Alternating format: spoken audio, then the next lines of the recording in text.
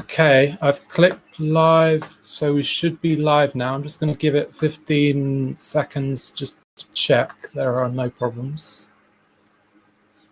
And it looks good. Okay, so let's get started. Okay, so this is London BitDev's Socratic seminar.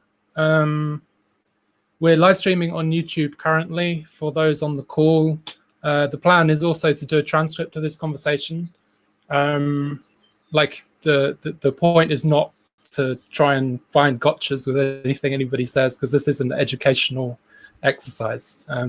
So please don't put that off. We can edit the video afterwards. We can edit the transcript afterwards. This is purely for education. This isn't an authoritative resource on cryptography or any of the topics we'll be discussing today.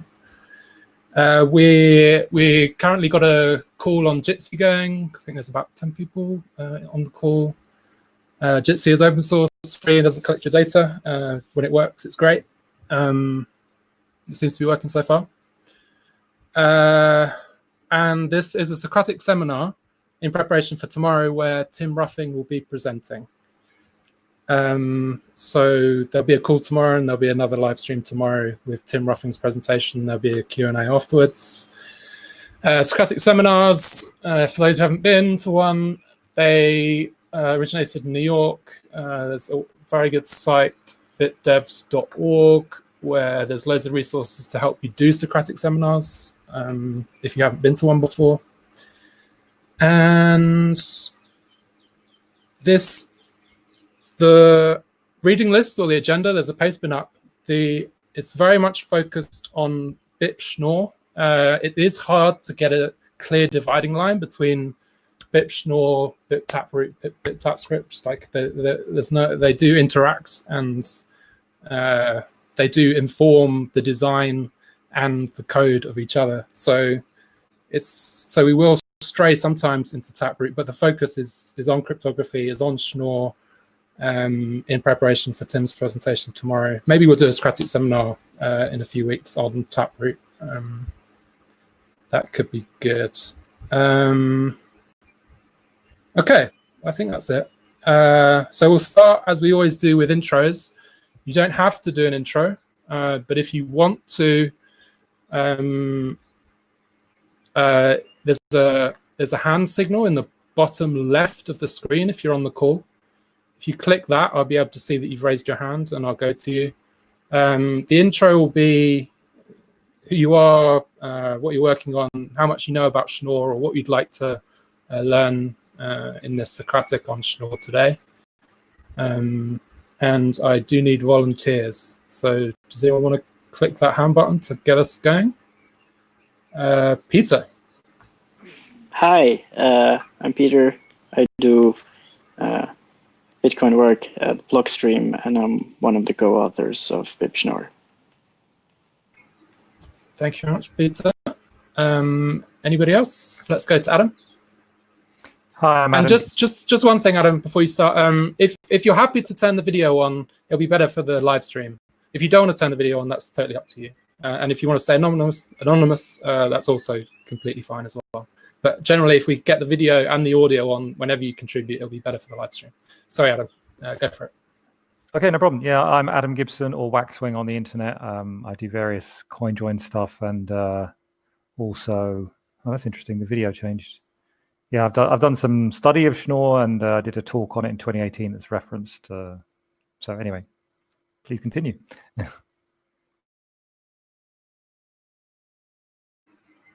Who's next? I'm not seeing anybody. Let's go to Jonas. Hey, I'm Jonas. I work at Blockstream on Bitcoin research. I'm also a co-author of the BIP-Schnorr. And I'm interested in learning how BIP-Schnorr relates to Tim's thesis, if possible, today. Okay, you may be disappointed, but I do hope to cover Tim's thesis at the end. And there'll obviously be lots of opportunity to ask some questions tomorrow. Who's next? I think Elihai? Let's go Elihai, yeah. Hey, I'm Lichai. I work at DAG Labs and I contribute to Rust Bitcoin, libsecp, and try to Bitcoin too. Yeah, I try to help. I helped as much as I can for BIP-Schnorr, and I hope it will be merged soon. Cool. Thank you, Eli. Hi. Anybody else? I think Tim's in the call. Let's go to Tim. Hey, yeah, I'm Tim Ruffing. I also work at Blockstream. I'm also a co-author of BIP-Schnorr. Yeah, yeah. I was impressed by the reading list. Actually, I didn't plan to be here today, but after this reading list, I'm really interested to be here because I haven't slides. I don't have slides yet for tomorrow, and I guess if everybody has read all the stuff, then I don't need to present anything. So mostly here trying to figure out what I should present tomorrow. But I'm sure you'll find something. Cool. And we can do a very long Q&A. So I mean, you can just produce a few slides just to get us going tomorrow. Anybody else? Otherwise, we'll start. I'm not see. A fellow Jitser is putting their hand up. I don't know who that is, but go for it if you just put your hand up.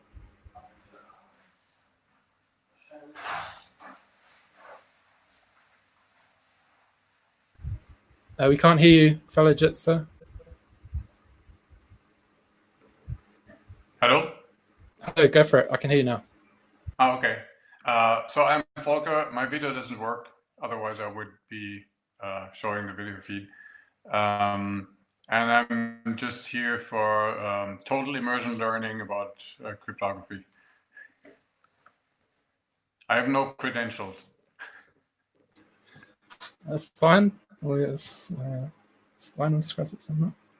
Okay, I think let's get going unless anybody else wants to introduce themselves. I'm not seeing anybody. Okay, so let's get going. As in previous Socratics, we will start from basics or from first principles. So there are some pretty hardcore experts on the call today. So hopefully they'll be patient for the first 10, 15 minutes while we just start from first principles.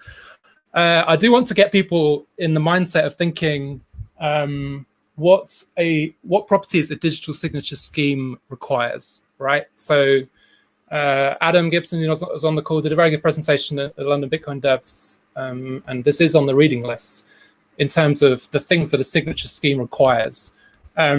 So some basic questions. Why is a signature scheme where the message is just multiplied by 5 insecure?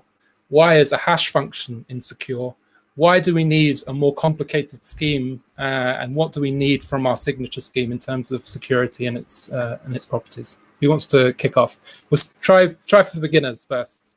So we'll go Volker first. What do we need from a digital signature scheme?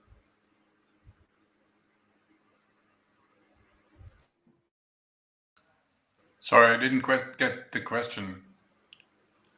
What properties?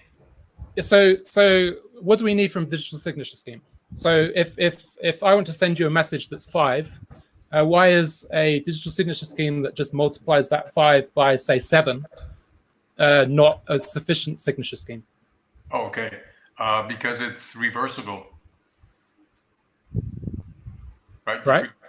You could I don't need. I'm really poor at English, especially math. What's it? The reversal of multiplication, division. You could just divide by 7 and return to the original value. So that wouldn't be very secure. Right. So this is kind of the forgeability property. Anybody else? I think what you're describing there, Michael, is more connected with the zero knowledge in this world. Let's not get technical. Let's say that the privacy element, right? So you want to prove that you own a credential or a key without revealing the key. And in the example 5 times 7, if your message was 5, we're imagining that your key is 7, not the best key ever, but okay, we work with what we've got. And if your key is 7, and then you just multiply your message by that, then you can divide by the message to get the 7. So one of the first property we're mentioning there is that it should keep the confidentiality of the key. It's technically this zero knowledge property, but let's not get silly. Yep. And so if so let's move on to, say, a hash function. Why would a hash function not be a sufficient signature scheme? So everyone on the call must know what a hash function is. If you just hash the message, why is that not a sufficient signature scheme? Let's go to Tim. Well, I guess a simple answer is that it doesn't have a key, right? So I think in a signature scheme, what you really want is that if you don't have the secret key, you can't produce signatures. And in a hash function, where's the key at all? And Right. why is an HMAC not a sufficient digital signature scheme? That's a better question. That's a better question, yeah. Okay. So we're moving in the right direction. So we need there to be a secret key, and we need to make sure that somebody else can't forge that signature. So that secret key needs to produce a signature that no one else can produce. So that's the receive. So in Adam's presentation, he was talking about the producer of the signature and the receiver of the signature. So there's like two parties. And so there's two concerns here. There's one, the receiver wants to know that the producer of the signature is the only one with that private key, and the producer wants to know that if the producer sends that signature to the receiver cannot do anything with that signature, right? So this is kind of leading into any leakage in terms of when you produce a signature. Does it leak any information? Let's go to Elhai. Yeah, I wouldn't say that only the producer has the private key. I would say that only the producer can produce a valid signature, meaning that it can be in multiple different ways, but the important part is that only the producer can produce a valid signature, not that only he has the private key.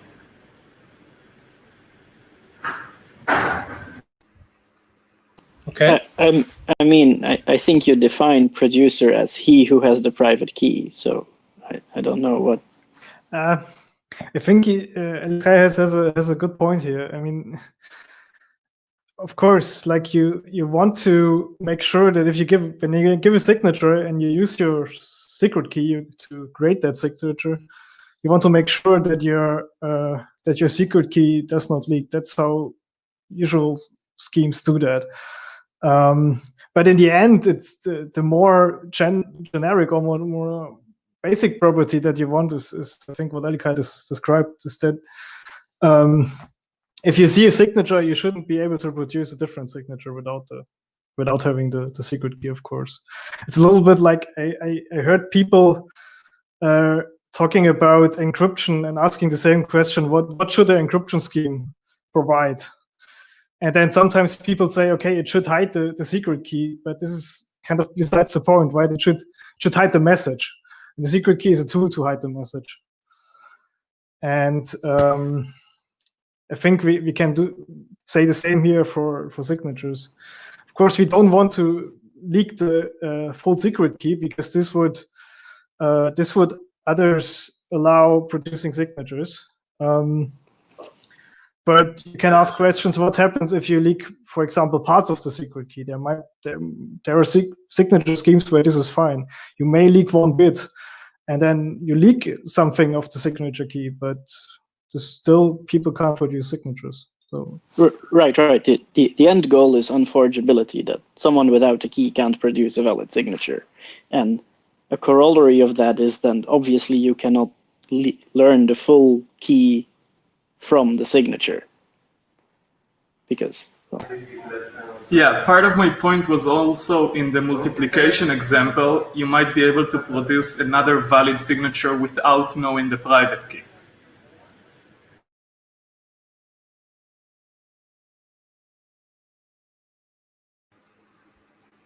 So I think we're ticking off most of the properties. So the properties that Adam had in his presentation were completeness, soundness, zero-knowledgeness. The zero-knowledgeness, which Adam brought up just then, perhaps Adam can explain what zero-knowledgeness is. No, I mean, those are the properties of a zero-knowledge proof system. I think it's a bit, we kind of, I mean, I don't know if this is too theoretical or whether it's interesting to everyone. I guess maybe it is, but like the concept of a signature as a zero-knowledge proof of knowledge, which is a big part of what I was blethering on about in that talk, whether that is a good framework. I mean, clearly digital signatures, there's a bit more to it than that. There's multiple different security kind of levels, right? If I remember correctly, I think I did mention this, there's a complete break, which is like when a signature just reveals your key. And then there's like the most strict notion of security is something like unforgeability under chosen message attack, something like that, existential unforgeability. So in other words, the idea that not only can you not like just grab the key from the signature, but you can't produce other signatures on the key without having the key, which is what Elekai was just talking about. And you can't even do that even if you've got a chance to have something called an oracle, and you can just get as many signatures as you like on different messages from an oracle. And then you can't take any of those signatures or some combination of them and produce a new signature on a message that hasn't previously been signed. So I think we should. So the other guys will probably correct me right now. Watch.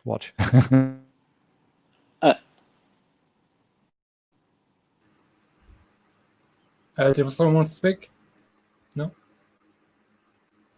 I think this was pretty precise, actually. So. Okay. I don't think there's much to say. Actually, there is a nice example appeared last week on Twitter. Or with this, I don't know if people heard of this new SGX attack, break, whatever. I don't know a lot of the details, but apparently the guys who did that attack, who wrote a paper about it, they also extracted a signing key from Intel SGX, and then they really implemented such a oracle in a sense on Twitter, which is a Twitter bot, and you can send it messages and it will give you signed messages back, so it will sign those messages for you. And then what Adam just explained, security or unforgeability under chosen message attack is now exactly the following. Like, you can ask this Twitter oracle for signatures on any message, and we'll reply with exactly this. It will sign any message you want. But even if you have seen as many signatures as you want, you can't produce now a signature on a message that hasn't been signed by this oracle. This is a super strong notion. Basically, you can ask the guy with the secret key to sign you everything except for one message, and you can't produce a signature for this one message. And then there's the notion of strong unforgeability, which is even stronger. That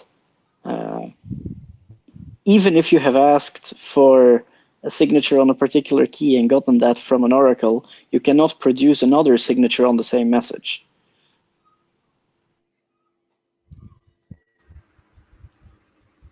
I don't understand that. The signer cannot produce. I don't understand that. The signer cannot produce another signature on that same message, or do you mean an attacker can't produce a signature? So, an attacker should not be able to produce another signature on a valid message, even if they've already seen a valid signature on that message. So this is related to non-malleability.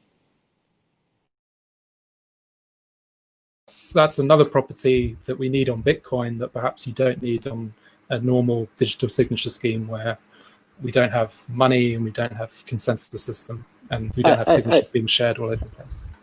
I just bring it up because it's maybe a bit too far off, but people are describing like unforgeability under chosen message attack as a very strong property, but there is a property literally called strong unforgeability, which is even stronger. Right. Cool. Okay, so I think we're going to lose the beginners very quickly. But obviously, a signature. We use the signature in Bitcoin because we need to prove that we own a private key without actually telling the world what the private key is. and we don't want to leak when we publish that signature, we don't want to leak any information, because if we leak any more than just 1 bit, then somebody can potentially be able to create a signature through like brute force without actually knowing that private key. So there has to be no leakage when we publish that signature, say on chain or in a consensus system. We'll move on unless anybody has anything else to add on that. Can I just mention, because it was like half a joke at the start, but I think since we're still in this beginner area, I think it might actually be quite important for people to understand this. But I sort of joked, oh, why isn't an HMAC a digital signature? And to be clear, HMAC just means a hash function, like you were saying at the beginning. Why isn't a hash function a digital signature? Well, it doesn't have a key, right? But with HMAC, what you do is you take a hash function and you put in a secret key as part of the message that you're hashing. And so I think it's kind of important for, if you are a beginner, to reflect on like, why doesn't that count as a digital signature scheme in the sense that we're talking about? Because I can't produce an HMAC on the message hello without knowing the corresponding secret for it. And indeed, HMACs are used, for example, in TLS and various other protocols to sort of ensure integrity of the message going from one party to the other. So why doesn't that also count, just like Schnorr or ECDSA, as a digital signature? Just having a key, like some 4, 10, or 100 random bytes along with your message, and then just hashing it.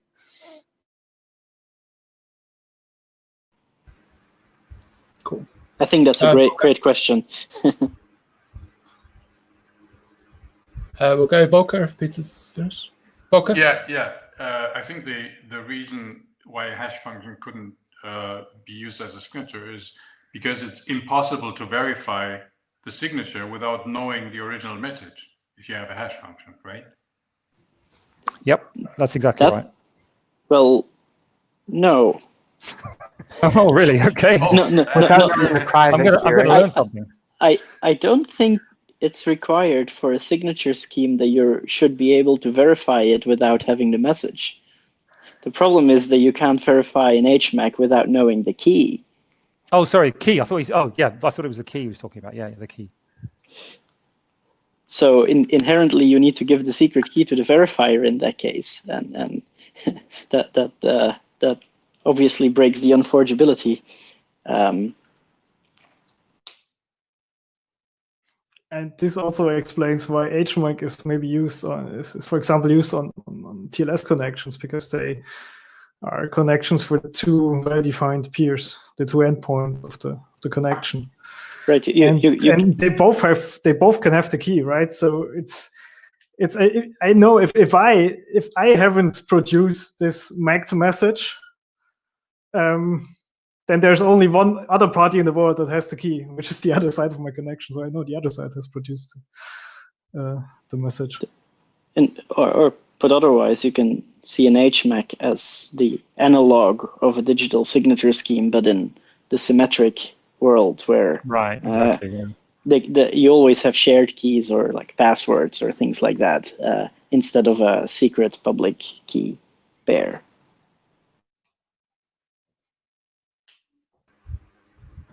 Okay, I think we'll move on.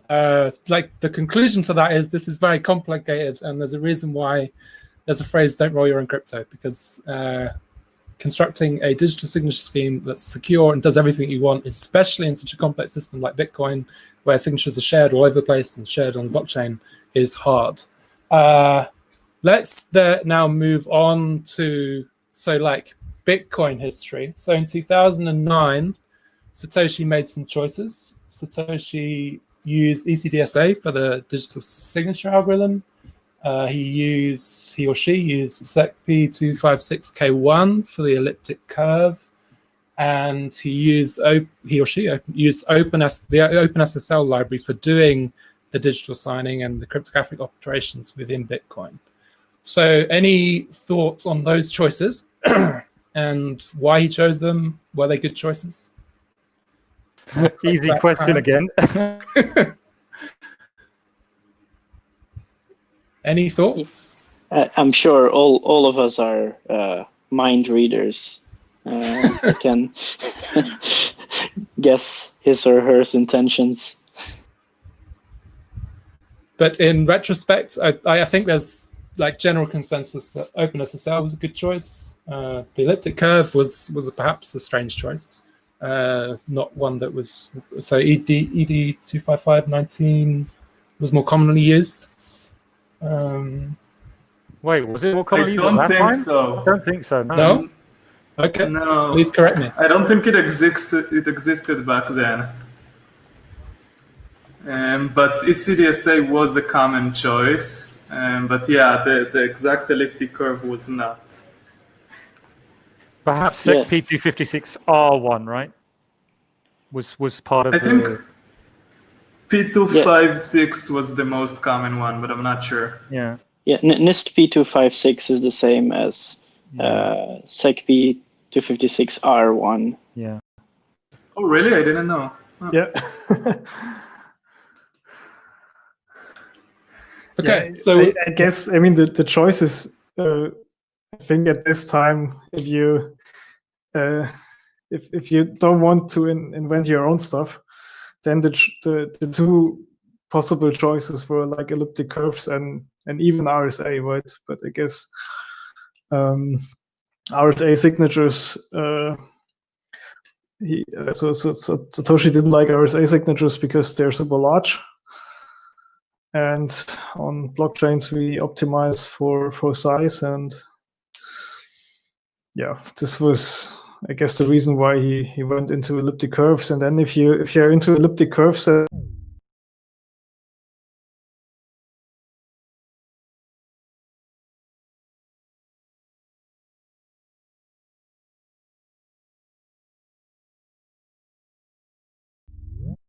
retrospect, OpenSSL was a bad choice. Like we've had lots of What would you problems. have chosen back then? Yes, right. I do say in retrospect, I certainly don't fault anyone for making that choice at the time. But since Tim brings up RSA, there's a theory.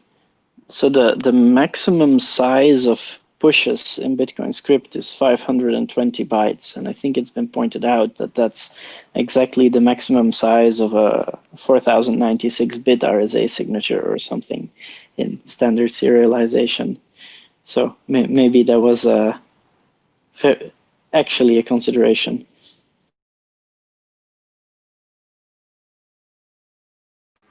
okay, let's go Pavlos.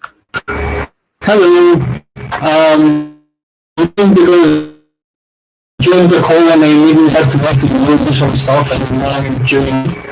So the sound Pavlos is terrible. Sure. Yeah, it's giving me a headache.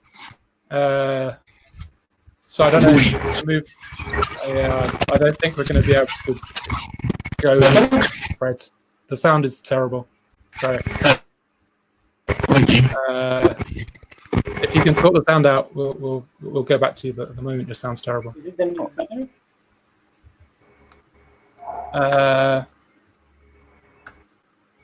Okay. Okay, we'll move on. Maybe we'll try Pavlos again later. Okay, so then, like, this is where I wanted to start in terms of the reading list. So I'm going to share my screen. I'm going to share Elihai's presentation at Chain Code, and this is probably the best, like, concise resource that I could find in terms of just explaining the difference at a high level between ECDSA and Schnorr. So let me share my screen.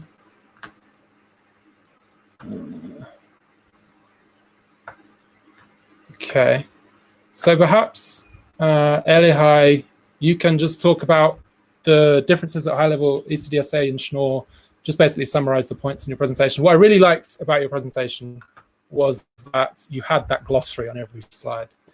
As you say in the presentation, it's really hard to keep monitoring what letters are which and which are scalars, which are points, etc.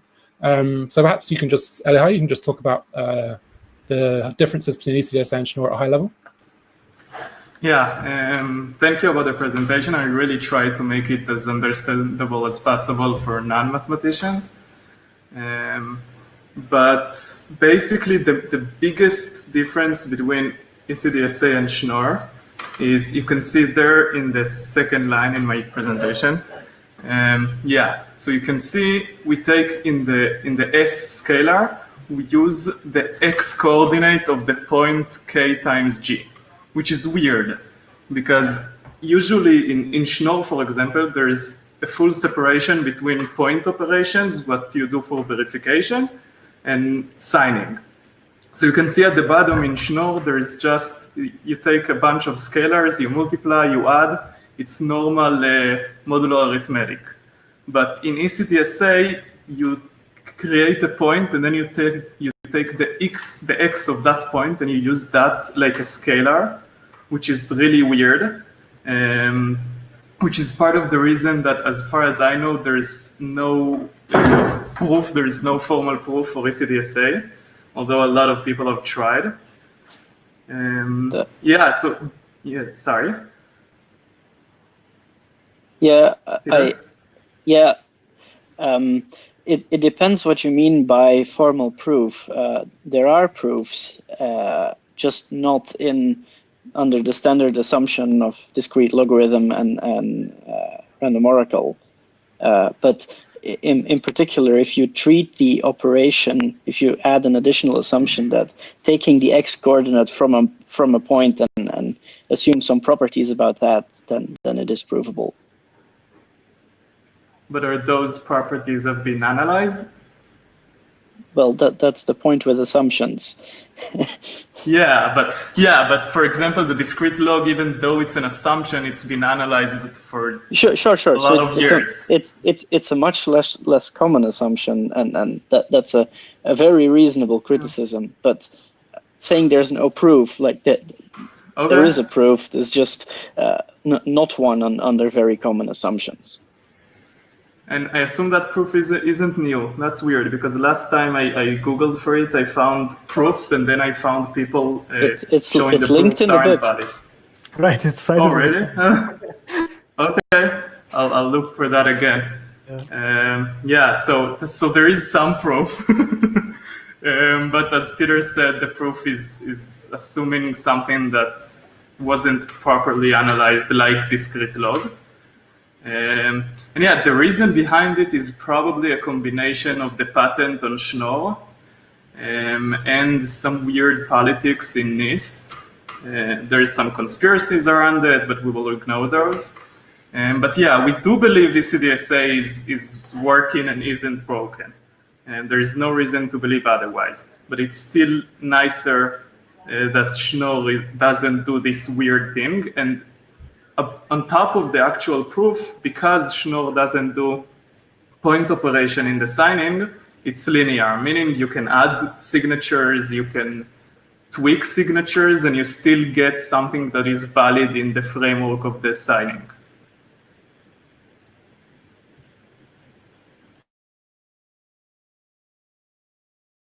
So yeah, I don't remember what I said exactly in that presentation because it's been a while, but I think that was the gist of it. And so you started talking about this. Why do we want Schnorr? What does Schnorr potentially bring us in the Bitcoin ecosystem? So obviously there is a proof, but probably a lot of non-mathematicians don't care about the proofs, and we have also a lot of things in Bitcoin Core that we didn't prove and we will never be able to prove. But it's still an improvement. Also, there's the whole linearity of this, which allows us things like technically Taproot you can do with ECDSA, but a lot of things with Taproot, like MuSig, which some people here are familiar with, and sign to contract, and a lot of those stuff you cannot do with ECDSA easily, although there is improvements there, new papers on that. Cool. Anything else on why we want Schnorr in Bitcoin? Not seeing any hands. So to summarize, security proof, or at least an improved security proof on ECDSA, linearity, Schnorr signatures are also a little smaller. It's not a massive deal. Anything else? Yeah, well, getting rid of there is, I think, a very good thing. Even not getting rid of what? Sorry. Yes, getting rid of der, D-E-R. Yeah, aside from the size, which is an improvement in Bitcoin, where we need to save those bytes forever and ever, and at least for now, the exact encoding isn't fun, and in the past there was a lot of bugs that were found by some people here that were related to that. Yeah, I think there's someone else is asking to speak. We've got okay. We'll go back to you, Peter. I saw Nadav, so we'll go Nadav first. I just wanted to point out that along with all the things that have already been mentioned, Schnorr signatures also have the nice property that you can compute the kind of S times G, like the point associated with the signature from public information only, which enables a lot of fun schemes. And ECDSA doesn't have any equivalent to that as far as I'm aware. I'm not sure what you're referring to.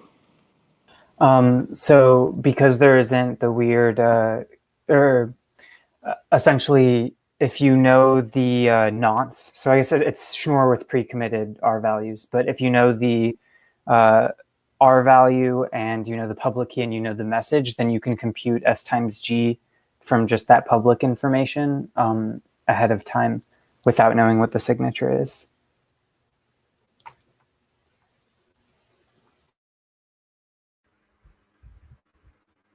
Any response, Peter? I'd need to see that written up, I think. Got you. I'm it sounds essentially plausible. I'm referring to the discrete log contract white paper, more or less.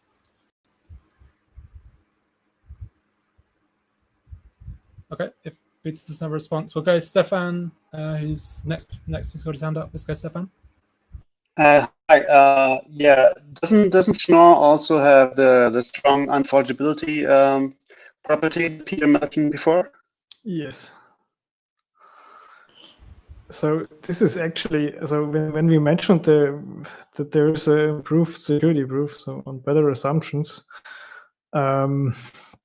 it's also the case that actually Schnorr has strong unforgeability built in where ECDSA has not. But for ECDSA, the only reason that it's not strong, so the only reason why it's not strongly unforgeable is that you can negate one of the components in the signature. So if you see a signature, you can basically negate it and it's still valid. So you can, given a signature, you can produce one other valid signature. But this can be avoided by just checking that one of the numbers is in the right range. So it's not strictly an improvement. So you can do the same for ECDSA. You can also make it strongly unforgeable. Or given that we're already, I think, as a policy, do that in Bitcoin. Right. Yeah. It's the low S rule. Yep. So with the low S rule and under these additional assumptions, it's also possible to prove that ECDSA is strongly unforgeable. I think the same comment applies to the DR encodings, what people mentioned, or almost the same. So this is in the end just an encoding issue. It's just that now that we move to Schnorr signatures, we also fix all those some other things that are annoying. For example, the encoding. But you could also encode ECDSA signatures in a nicer way. Right. I think that's pointed out in the BIP that there's a number of improvements that we can make just because we're switching to a new scheme, so we can clean up a bunch of things, which includes batch verification, the exact specification. Maybe that's one to point out more in detail that due to Bitcoin's use as a consensus system, we not only have the requirement that people without a private key cannot produce a valid signature. We also need the property that someone with a private key cannot produce a signature that's only valid to some verifiers, but not all. And this is a very unusual property. Thanks, Peter. Let's go Adam next. I can't hear you, Adam. Sorry, my mouse was elsewhere. Yeah, I just thought a little side note might be of interest or amusement to some people. I was just a few moments ago, I think Elichai was talking about the issue of why we didn't have Schnorr in the first place, and we had a patent. And he also mentioned that there were conspiracy theories around the NSA, and I found a very little interesting historical anecdote about this topic. Koblitz, who is Neil Koblitz, the K in SecP 256K1, so he's an elliptic curve cryptography guy, wrote in a paper, he said, and I'm going to quote it here, and this, I'm not actually sure when this specific paper was written, but he was writing about the situation around 1992 when the standard for ECDSA was proposed. And he wrote, at the time, the proposed standard, which soon after became the first digital signature algorithm ever approved by the industrial standards bodies, encountered stiff opposition, especially from advocates of RSA signatures and from people who mistrusted the NSA's motives. Some of the leading cryptographers of the day tried hard to find weaknesses in the NIST proposal. A summary of the most important objections and the responses to them was published in the Crypto 92 proceedings. The opposition was unable to find any significant defects in the system. In retrospect, it is amazing that none of the DSA opponents noticed that when the Schnorr signature was modified, the equivalence with the discrete logarithms was lost. It's an incredible quote. Basically, they thought the NSA was up to no good and it was horrible, but none of them noticed the most basic, obvious fact, which was that, as we've just been describing, in order to kind of try and convince yourself that ECDSA is as secure as Schnorr in terms of being equivalent with a discrete log, ECDLP we call it, we have to like jump through hoops and write complicated papers like this paper by Fursch, which I think is the one that is referred to in the BIP. But fundamentally, it's amazing that everyone dreamt up these conspiracy theories, but nobody noticed that the discrete log equivalence was lost. Maybe this was a historical thing. Let me check. I think. Well, it was 92. Like you say, it was the Crypto 92 proceedings. This was all written up. Yeah, and when did the first 14 lemma approval appear? I think this was. Oh, that was 99, wasn't it? 97, I think. So okay, yeah, a little bit. At least the Journal of Cryptography paper says received 97, so maybe it was a few years earlier, but I guess provable security of Schnorr wasn't a thing at the time.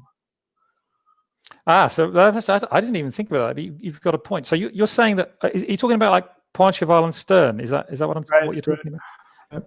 I think so there was no concept of a reduction before that. That doesn't. I think there was. Just no one figured out how to. Okay, that's interesting. Right. How to prove Schnorr signature secure? Or actually, I don't know. I need to check that. Maybe I'm wrong. But it seems to me that if anyone had even thought about the whole business of like nonce reuse, then it's almost like the same fact, isn't it? The reduction is almost directly the same thing as the fact that nonce reuse breaks the signature scheme, right? Yeah, or in other words, like if you're okay, maybe this is too far for. This is too far from the topic. I agree. Sorry, I just thought it might be maybe one sentence for you, Adam. Like if you're familiar with Fiat Shamir, then it's super weird to remove the nonce from the hash, right? To remove the nonce from the hash. Like in ECDSA only hash the message, not a nonce of the message. Right, yes. And this is what makes it the security proof doesn't work. Proof. Yeah, exactly. Yeah. Anyway, very interesting point. Thanks. Stefan, you had your hand raised. Stefan? No, sorry, I just didn't get how to lower it. Okay, no problem. So anything else on why we want Schnorr? We've covered everything. So go on to the next section. Okay, not seeing any hands. I think one point that, I mean, it was mentioned, but not really stressed, is that in general, it's much easier to build cryptography on top of Schnorr signatures. And there are so many things you can imagine, and probably things we can't imagine right now. At the moment, we're looking into multi-signatures, threshold signatures, blind signature variations, and true false choice, scriptless scripts. All of these things, they are all usually much easier to build on top of Schnorr, because you have these nice algebraic properties that Schnorr preserves, whereas the point of ECDSA basically was to break those algebraic properties. Yeah, so this is just I think that there's nothing definitive you can say about this, but in general, the math is much nicer, so you can work with it in much nicer ways. Yeah, and essentially building anything on top of ECDSA that you can build on top of Schnorr requires like zero knowledge proofs to fill in the lost properties, which adds a lot of complexity. Or other things like Payet encryption. So right. For example, there are in Schnorr signatures, we have very easy constructions for multi-signatures. If you have like n parties that want to sign a signature, it's if I say very easy, there was some work involved and people got it wrong a few times. Okay, but we have it now and it's simple in the end. For ECDSA, like even if you go for only two-party signatures, like 2 of 2 case, you can build this, but it's pretty ugly. You need a lot of stuff just to make that work. For example, you need to introduce a completely different new encryption scheme just to make the 2 of 2 signatures work. Yeah. Okay. So hopefully that was a convincing section on why we want Schnorr. I'm going to ask some crazy questions that just for the sake of education and discussion. But what would Taproot look like without Schnorr? Obviously, you wouldn't be able to have the default case of like so the default spend be a multi-sig, right? But you could still have Taproot with ECDSA and the default case just be a single spend. Is that correct? You could, but I think that would be pointless. Like, if a single signer is allowed to, I guess if it's a 1 of n, that would still make sense. But apart from that... But you could still have the tree. I suppose multi-sig is just so big there, right? But you could still have the tree with different scripts on it, with different multi-sigs on each leaf in that tree. But it'd just be way too big, right? Okay. Well, so you would just have masked. If you have Taproot without the default case, you have masked. Okay, cool. So we're not going to talk about Taproot today, but another time. But so that was the case for why we want Schnorr in Bitcoin. What I kind of want to do is like have I want to have discussion of ideas. I'm sure Peter and Tim and some of the other guys more or less an escrow. What's that? I'm sure people like Peter and Tim early on went through this thought process. But for the people such as me and some other people on the call, what are the different ideas in terms of implementing Schnorr? Let's say we're convinced Schnorr is a good idea. What are the different ways we could implement Schnorr? Anybody want to take that? So I'll throw some suggestions out there. So you could have a op-Schnorr opcode, right? Rather than a new SegWit version, you could have an op-Schnorr opcode. Or you could potentially have a hard fork, right? Where I read this, I didn't really understand it, how it would work. You could have a hard fork such that previous ECDSA signatures could be verified using the Schnorr signature verification algorithm. I don't know how that works, but I read that. Any thoughts?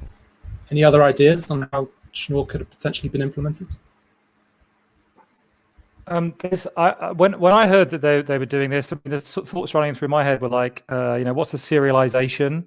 What kind of how are the bytes serialized? How are the pub keys represented? Because you probably remember, even if people who didn't know anything about Schnorr probably might remember that there was the possibility in the past of having uncompressed pub keys and compressed pub keys. And so the question with a public key is, well, it's a point on a curve, but you've got to somehow convert that into bytes. So are you printing out the X coordinate or the X and the Y coordinate?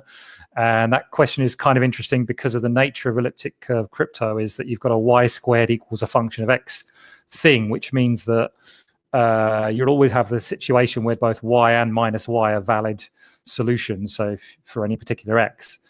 So there's the whole question of like how you serialize the pub key, and then there's the question of also how you kind of print out the Schnorr signature, because you probably remember from my talk in 2018 this idea that you have a sort of a commit challenge response pattern, and the challenge ends up being a hash value, which we often write it as E in these equations. So the question is like, do you publish S and E? So S is the response and the challenge E, or do you publish S and the commitment R? And both of those turn out to work fine for verification, but as I'm sure several people on this call can explain in great detail, there was a decision made to do one rather than the other. So those are the kind of questions that came into my head. Thank you, Jan. Anybody else who wasn't involved in those conversations back in 2016 or whatever it was, in terms of ideas for how Schnorr could be implemented? Or if you were to implement Schnorr from scratch today, how would you go about it? Anybody? Not seeing any hands. I was involved, but maybe let me try to.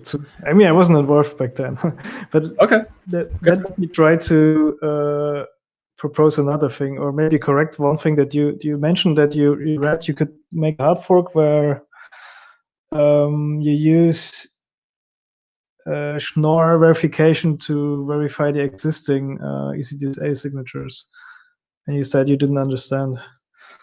I think this won't work, but maybe you meant something else. What Bitcoin Cash did is they really did a hard fork and they reused the keys, because a Schnorr public key is just the same as ECDSA public key, and the same for the secret keys, because they're just elliptic curve points on the SegP elliptic curve. You can take an existing ECDSA key, in the end it's just a point on the curve, and reuse it as a Schnorr key. And I think this is what Bitcoin Cash did in their hard fork. They turned off. I'm not sure if they turned it off. I think they turned it off. They turned off ECDSA and said from now on you can only use Schnorr signatures. And if you have existing keys or existing UTXOs that are protected by ECDSA keys, those keys will be now considered Schnorr keys. And yeah, this is one way you can do this. It's a weird way. But so you're saying because the script pub key contains a public key, they just say from now on you need a Schnorr signature to spend it. Right. Exactly. Yeah. Yeah. I won't comment on this. Maybe you can later say why I think this is not a great idea, but maybe people can. Well, at the very least, it violates separation of concerns. Like you don't want to mix multiple cryptographic schemes with the same keys. But yeah, yep. I don't think there's an obvious attack if you use different nonce functions. Well, arguably, we are doing that too for sake of convenience, reusing the same keys, given that the same BIP32 derivation and everything is used. Right.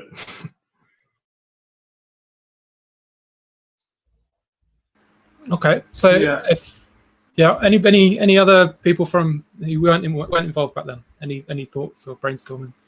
One thing I think Peter said in his Scaling Bitcoin 2016 presentation was that you couldn't just slot in Schnorr as a replacement for the ECDSA because of the BIP32 problem.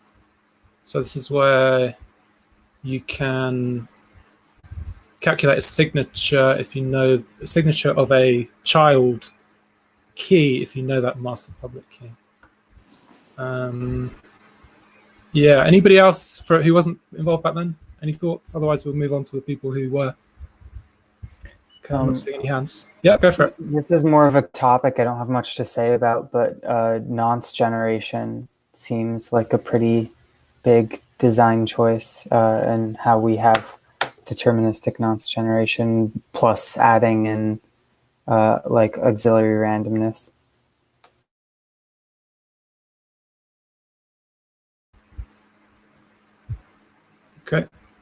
Okay, so then the people who were involved back in, I don't know exactly when maybe it started 2013, 2014, I don't know. But like certainly seemed to get serious 2016 and Peter presented at Scaling Bitcoin on it. Like were there any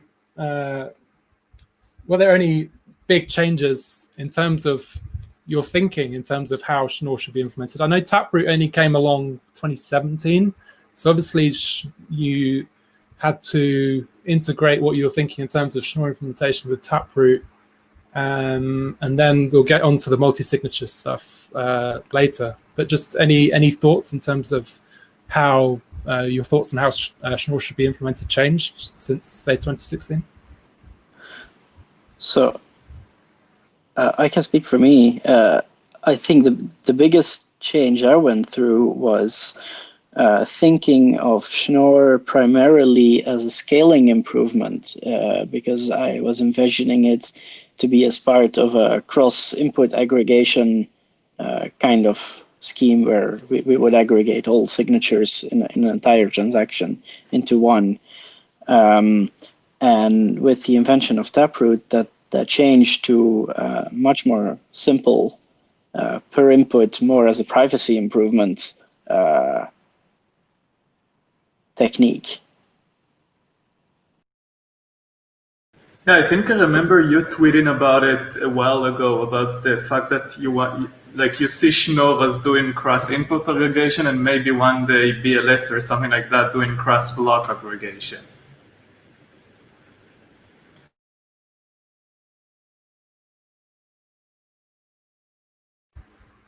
Okay, so it seems like Taproot was the big Taproot, and perhaps changing priorities on what those Schnorr use cases were possible. Like obviously, cross-input aggregation isn't going to be in BIP-Schnorr or in a potential soft fork that could be coming up in the coming months or years. And there's a lot of work that I understand to get to a point where that could be introduced to Bitcoin. Anything else other than Taproot in terms of changing in thinking in terms of how Schnorr should be implemented? It was a while back, so it's testing people's memories, I suspect. I'm not seeing any hands. Okay, so then what could go wrong? Let's say Schnorr had there'd been a Schnorr soft fork 2-3 years ago.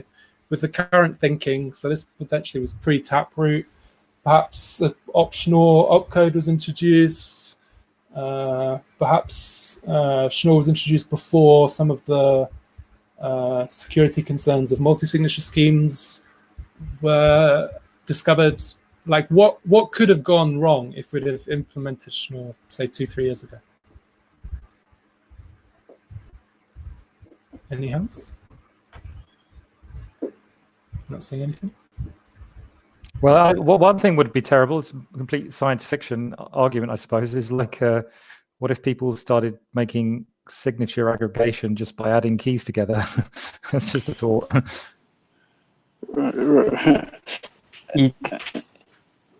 Yeah, whenever we're talking about hypothetical scenarios, it's hard to, imagine what we're exactly talking about. If it was just say an op-Schnorr that was introduced and nothing more, I don't think there would be much risk, but it would also not be particularly interesting. You wouldn't get a cross-input aggregation. You wouldn't get taproot. You would have the ability to do efficient multi-sig and threshold signatures within one input. But well, before we spend a lot of time thinking about all the ways that can go wrong that led to MuSig and its various iterations, there's certainly risk there. Yeah, and you would have still gotten adapter signatures, and that would have made Lightning nicer, maybe. But we'll still get there.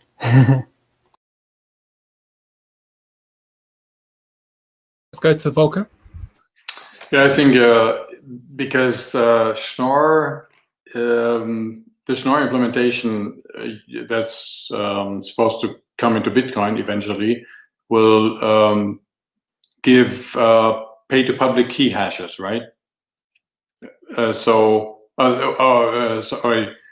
Pay-to-public key addresses, which means that if there is a quantum computer eventually, that could break a lot of things, if I got that right.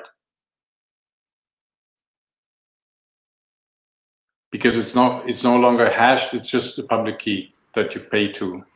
I think But it's still inside of SegWit, right? So it's still going to be like a witness pub key hash. I could be mistaken though. Someone correct me if I'm wrong. No, there's no hash. We're talking about taproot here, not Schnorr per se, right? That's right. But taproot proposal puts a tweaked public key right. directly in the output. So there's no hashes involved. And does the tweak save this scenario at all? No, I'd argue there is no problem at all.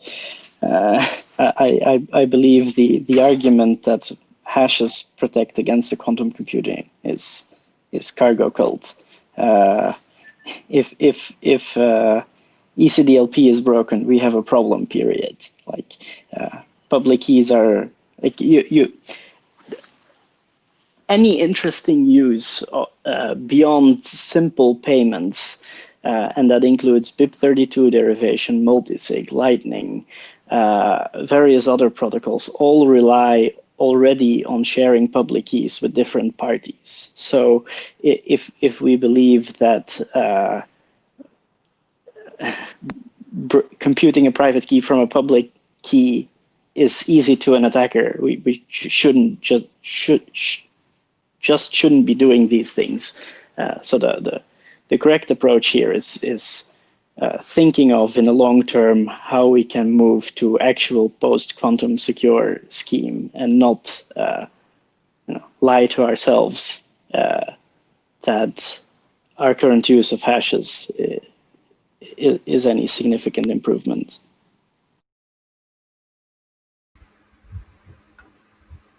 And that's a conversation you've had to rehash a lot, it seems, watching from afar. That's been one of the things people... Deliberate pun, Michael? Yeah, obviously. There is a question in the YouTube from Carol. What are the trust vectors within elliptic curves, especially SecP, K5, 6, SecP, and whoever chose parameters? How does it compare to Schnorr? Like, how do the parameters compare? They're the same, right? Yes, and I think Greg has answered those on YouTube. Okay, cool. Anything else? Otherwise, let's move on to the reading list, unless there's any other thoughts at this stage. So, how do we do this? Okay, so let me go to share my screen.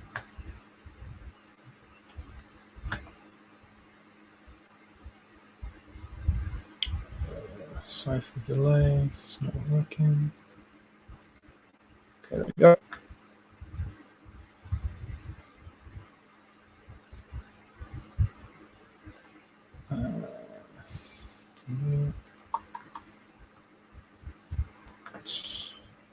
Okay, so we've discussed that. Let's go to the, so this was the roadmap in 2017 in terms of Schnorr signature aggregation.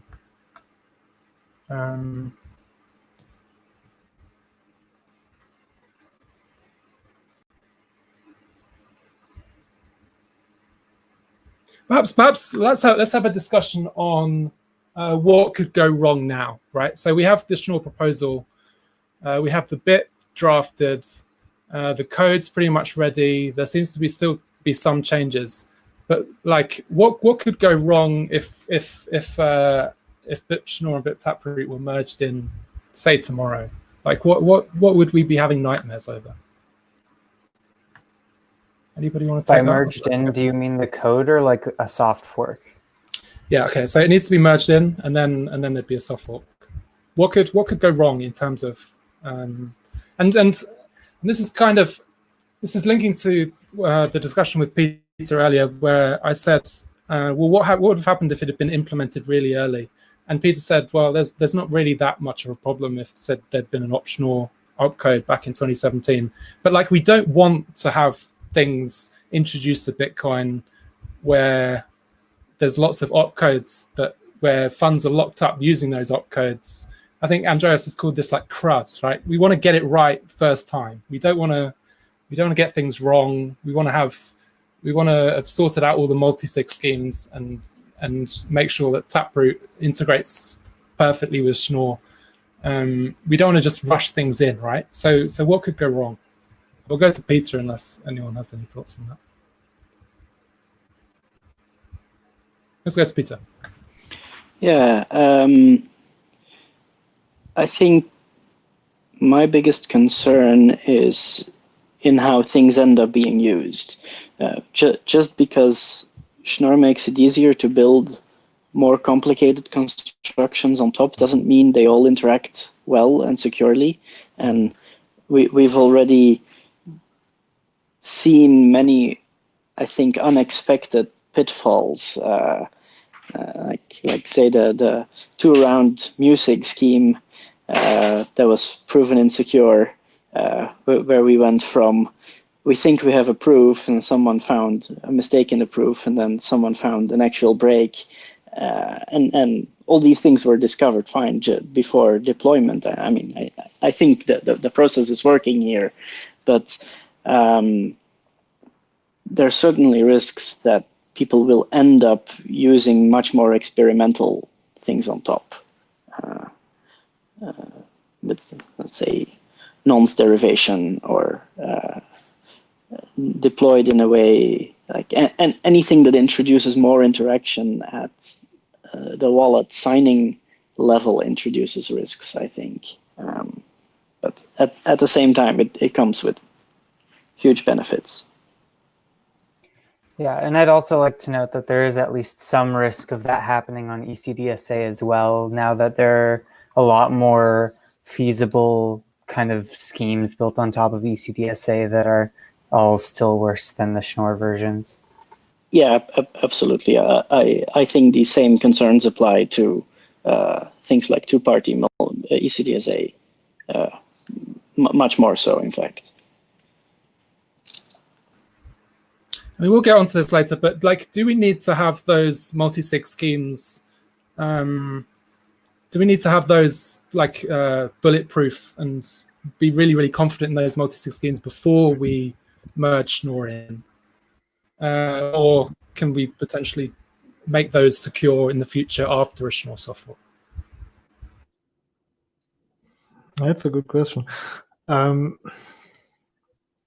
I guess for multi-sigs, we're maybe let me circumvent the question and just say what I believe the current state is. For multi-signatures, we are pretty good. I think we have MuSig. It's there. It has a security proof. People have looked at it. I'm pretty confident. So of course, again, this could go wrong. Okay, but I hope not. For threshold signatures, where when I say multi-sig, it's basically n of n. Threshold is t of n, where t could be different from n. The situation is already a little bit more involved. Actually, I think when we started to write the BIP, we really thought this is a solved problem, and then it turned out it's harder than we thought, because there are some schemes from the literature and they are decades old, and we thought that's why, okay, like if people worked on this in the 90s, then and there was no follow-up work that pointed out issues, then this is probably fine. But then I looked a little bit into it. Jonas looked a little bit into it, and we figured out some issues. For example, those schemes assume a lot of things that are weird in practice, and now we changed our wording in the BIP now to be a little bit more careful there.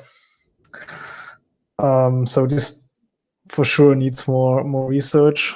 And for other things, like the only third thing that we mention in the BIP so far is blind signatures, and also there this requires more research. But on the other hand,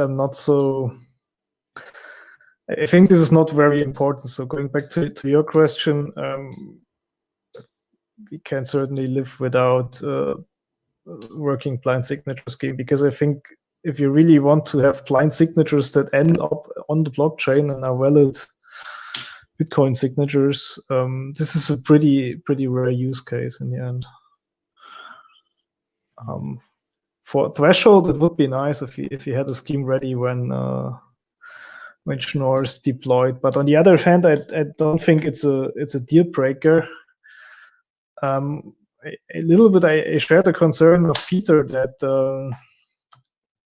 that people will build crazy things on top of it. On the other hand, I see that with a lot of features that have been introduced into Bitcoin, the usage is not super high so far. So I think it's not like that we introduce Schnorr and the next day after the soft fork, everybody will use it. So I think that's a slow process in the end anyway. And in a worst case scenario where, I don't know, there was a bug or like things had to be changed after it was deployed, I suppose it depends specifically on what the bug was and exactly what the problem was, right? Right. Actually, so what Peter mentioned is not, in that sense, maybe not the worst case scenario, because this would be like a scheme on top of Schnorr fails, and then you could just stop using this. It's not nice, but you in this case you hopefully don't need to fix the consensus code. Like, of course, whenever you do a hard fork, a bug in the consensus code is a nightmare scenario, I think. But, yeah, I think that's good to point out. Like almost all the risk is in how things end up being adopted. Of course, there could be actual bugs in consensus implementation and so on, but I think we're reasonably confident that isn't the case. But also, that's not a very high bar. Like, imagine the Schnorr scheme we introduce is just trivially insecure. Anyone can forge a signature. That isn't the risk for the consensus system, in the sense that if nobody uses it, there's no problem. And today you can send to opt true, right? That's also insecure. So really, everything depends on the actual schemes and how wallets adopt things. These were extreme examples, obviously. But let me say one more thing. I was surprised by your comment, Peter, that you pointed out that your concern is that people put crazy things on top of it. because this is always what I fear, coming more from a theory background. And people tell me, oh, and now when you have Schnorr signatures, you can do this fancy construction that I wrote 10 minutes ago, and you get all these nice properties. And then to me it sounds like, okay, but you need a security proof, and how does it work? And write a paper and get peer review, and it takes 2 years. And I'm always on the side of being cautious and try to slow down things and be careful. And yeah.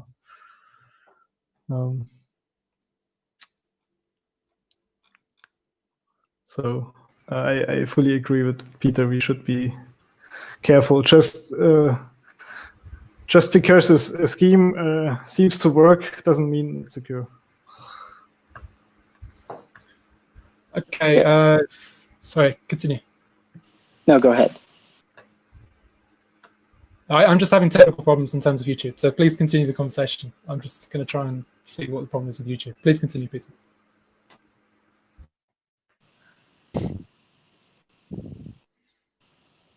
I don't remember what I wanted to say, so if anyone wants to go. Maybe one point we haven't covered that much is batch verification.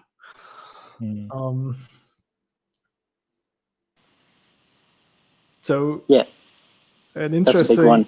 Yeah, that's a big one, yes. And this is actually something where really Schnorr is better than ECDSA, because we just can't do this with the current ECDSA. Well, but with a trivial modification, you could. Okay. Yes. Sure. Right, it wouldn't be yeah. ECDSA anymore. It's not just an encoding issue, but with a very small change to ECDSA, you could. Right. But what would that be? That you send the full R point rather than only the RX coordinate modulo the curve order. Oh, really? Just that? Yeah, that's enough. Huh. Because that makes sense. Yeah, because you were working. Yeah, it's related to what was being said earlier. Yeah. Or what we call a compact signature, which has an additional 2 bits to indicate whether RX overflowed or not, and which of the 2 to pick. Because there's a strong analogy between batch verification and public key recovery. Recovery, right? Yeah. Got it. Thanks. Interesting.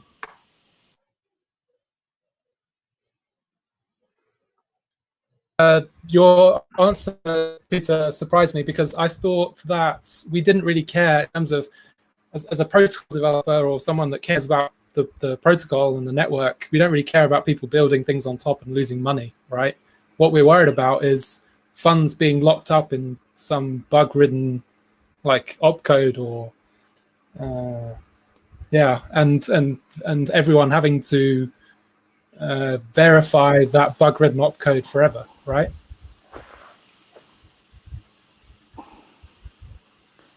I don't know what the distinction really is. Like I think there's 2 concerns. Okay. One is like the consensus code is buggy and the network will fork and whatever, and another is an insecure scheme gets adopted.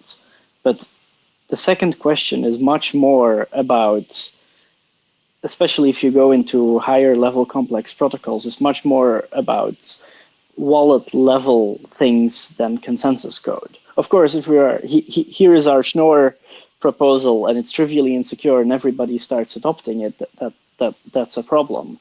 But maybe I'm making a separation between 2 things that don't really matter. But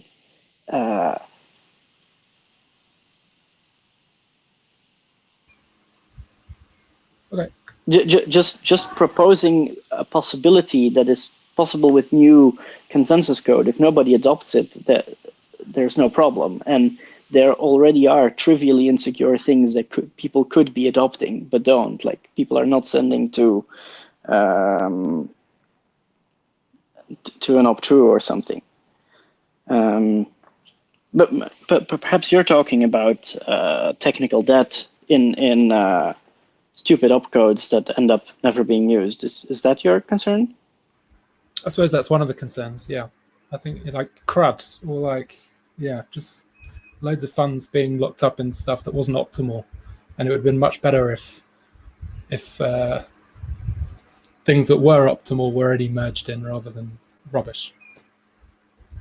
Yeah, but that again is about how things are used. Like, say Taproot goes through today and as it's proposed and gets adopted, but everyone ends up using it by just putting, existing analogs of multi-sig scripts inside the tree and don't use those features. That's a potential outcome, and it would be unfortunate, but there isn't much you can do as a protocol designer. Okay, let's get to Elihai. Yeah, I believe you mentioned the distinction between a consensus failure and upper levels protocol failures.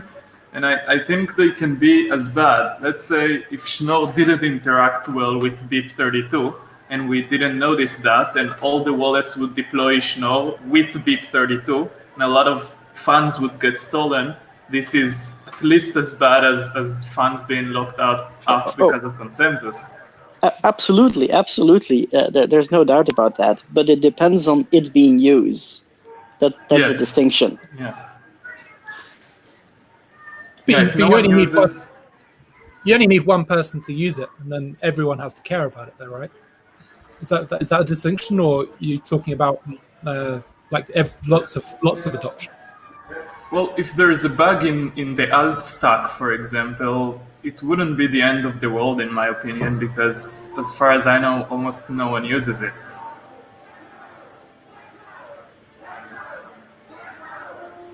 We could just warn everyone against using it and use policy to deny it, but I don't think it will break Bitcoin. Okay. I'm not seeing any hands, so let's do the initial plan of going through this reading list. So I'm going to share my screen, and then we'll go through some of these papers that we had on the reading list. So the first one, which you should be able to see on the screen, is hash function requirements for Schnorr signatures. This is a paper by Nevin, Smart, and Warinchi.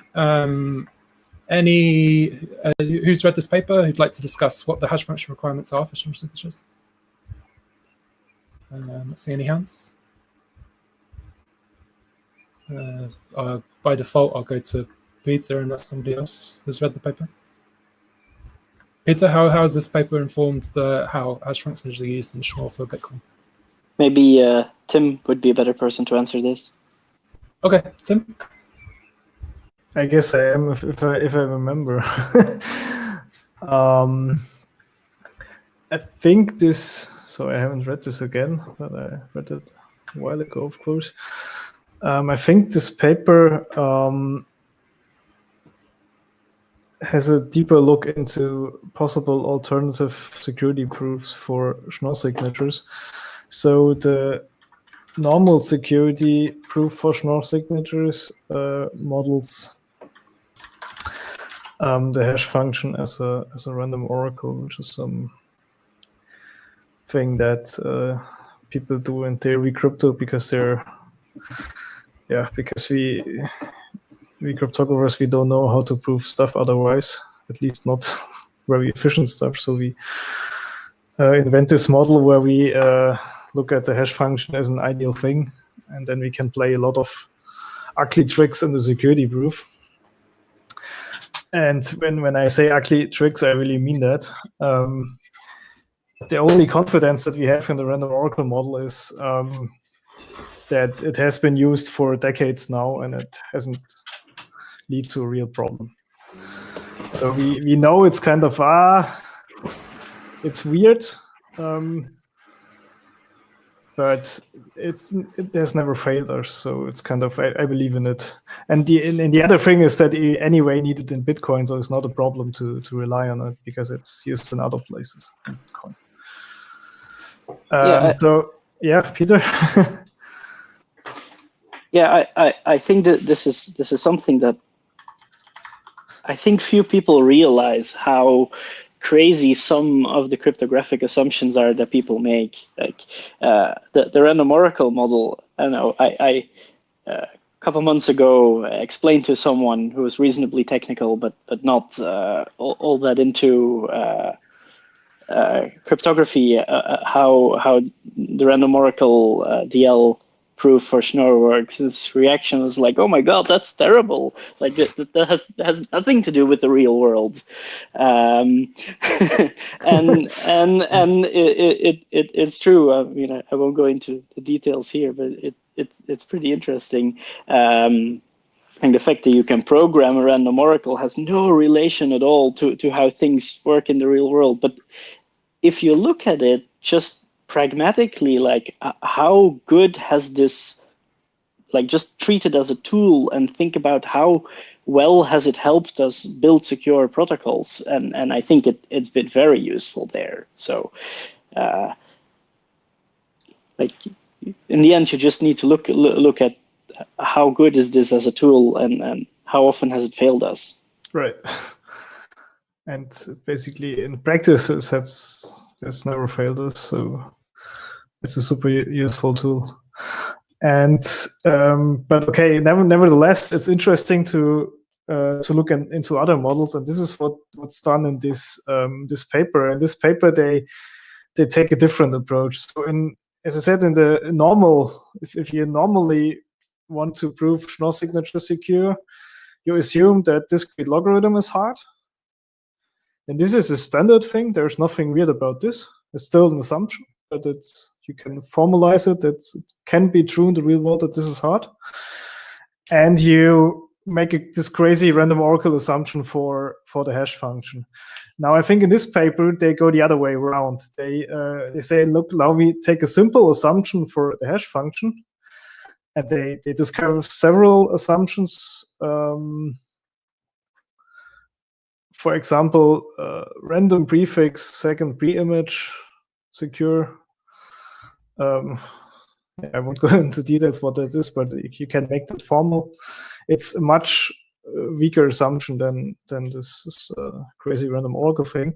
But then to be able to prove something about the resulting Schnorr signature schemes, what they do is they instead make the discrete logarithm problem more an ideal thing. So discrete logarithm works in a mathematical group. In our case, it's the group of points on our elliptic curve. And now in the proof, they model this group as an ideal mathematical object with strange idealized properties. And again, in this model, they are able to, and this is called a generic group model. And it's again weird. It's maybe we don't have as much as confidence in this one as in the random oracle model, I'd say. But it's another way to produce a proof, and this gives us more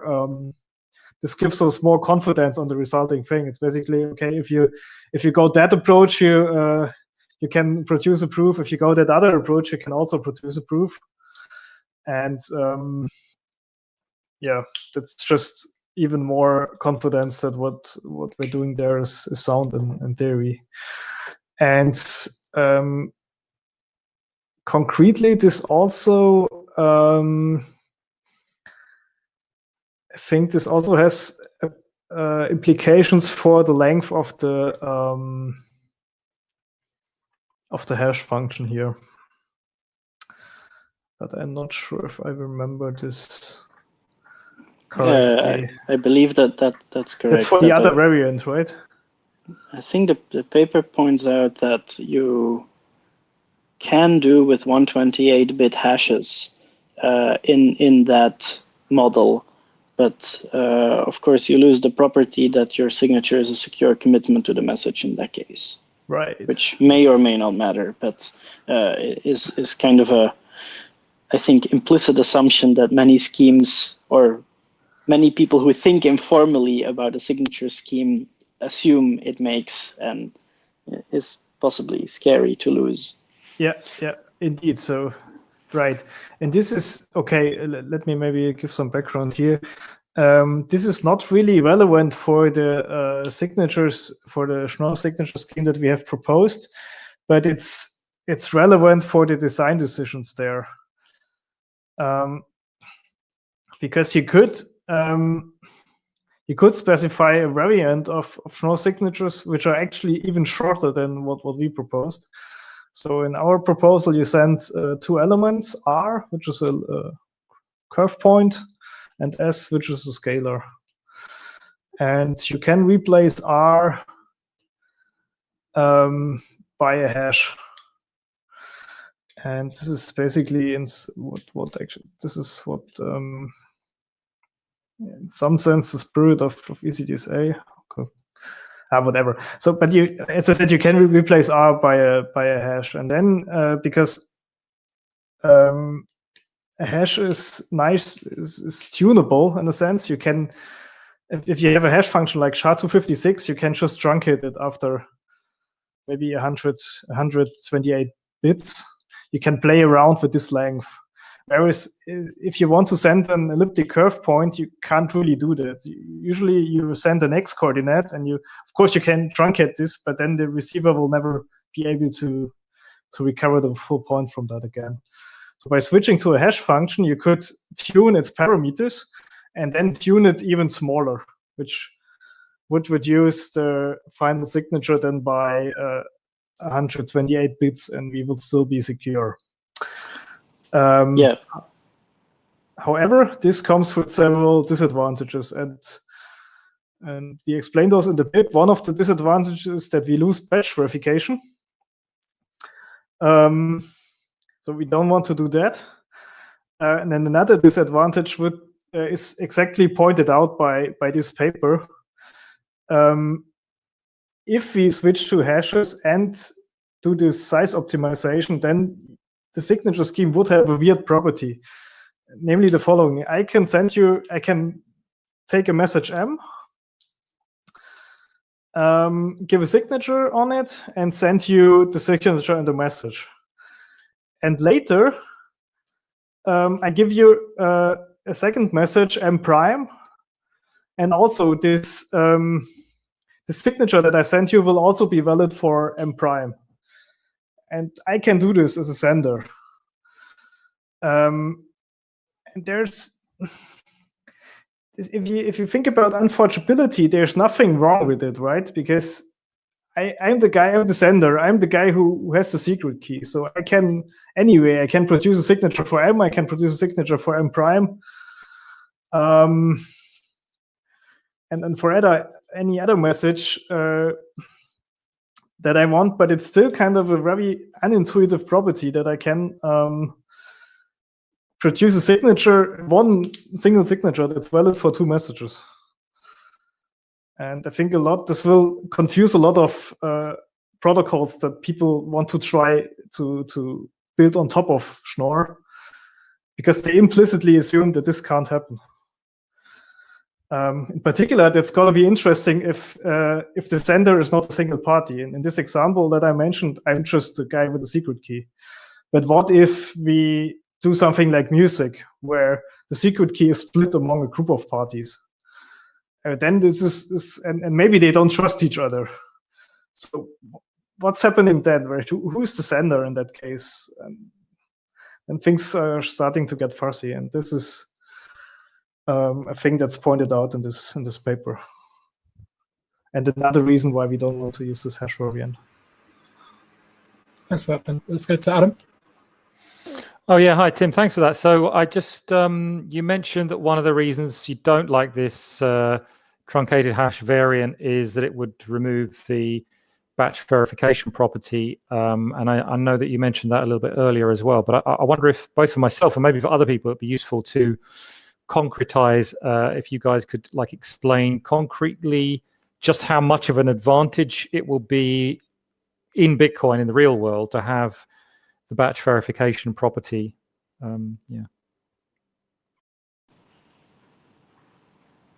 I think a 3-4x reduction in CPU for verifying a block isn't bad. Is under what assumptions do you get those kind of figures? You're right to point out that there's assumptions here, because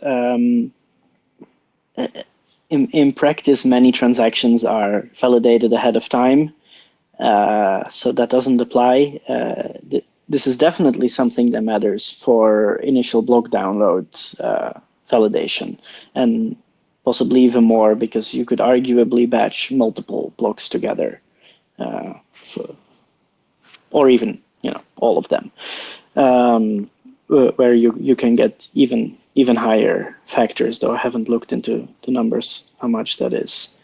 So are you saying in a typical scenario where everything was using Schnorr that you'd get about 4 times CPU speed up on verification of a block? Is that roughly what you're saying? Yeah, if you do it from scratch. By from scratch, I mean without having the transactions pre-validated. Understood. Thanks. But I think also there, it's in the end, it's a trade-off, and there are a lot of parameters we don't know, right? You can also make the point that if you have smaller signatures and the hash variant would give this to you, then this would also, of course, speed up initial block download just because things are smaller. Craig Maxwell on IRC, who is apparently listening, is pointing out that it also matters when after you've been offline and come back online. This matters. Yeah. But wouldn't it actually be worse if you have smaller signatures, so you can have more signatures than you would have a longer IBD?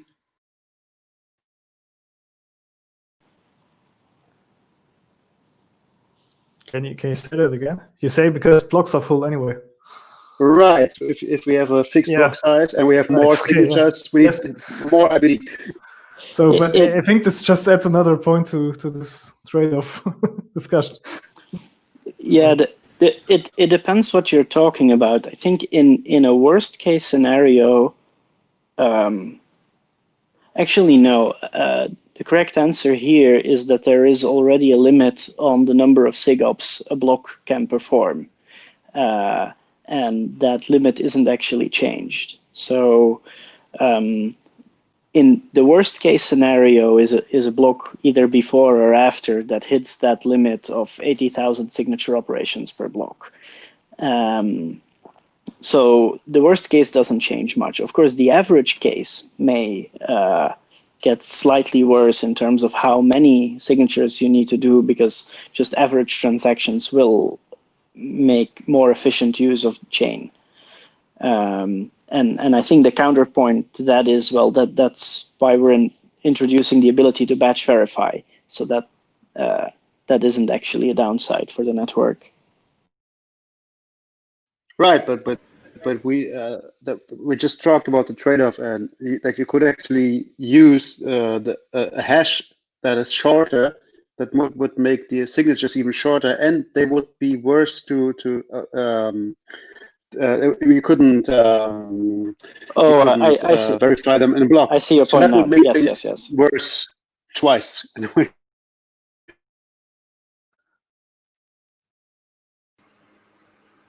Okay. Yeah. I think you can turn this into an argument for smaller blocks even. So it's a hard discussion, I think. Anyway, let's move into that discussion.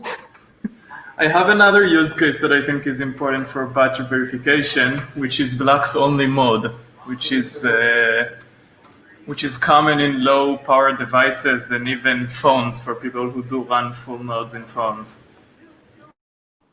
Yeah, that's a good point. It definitely matters to those.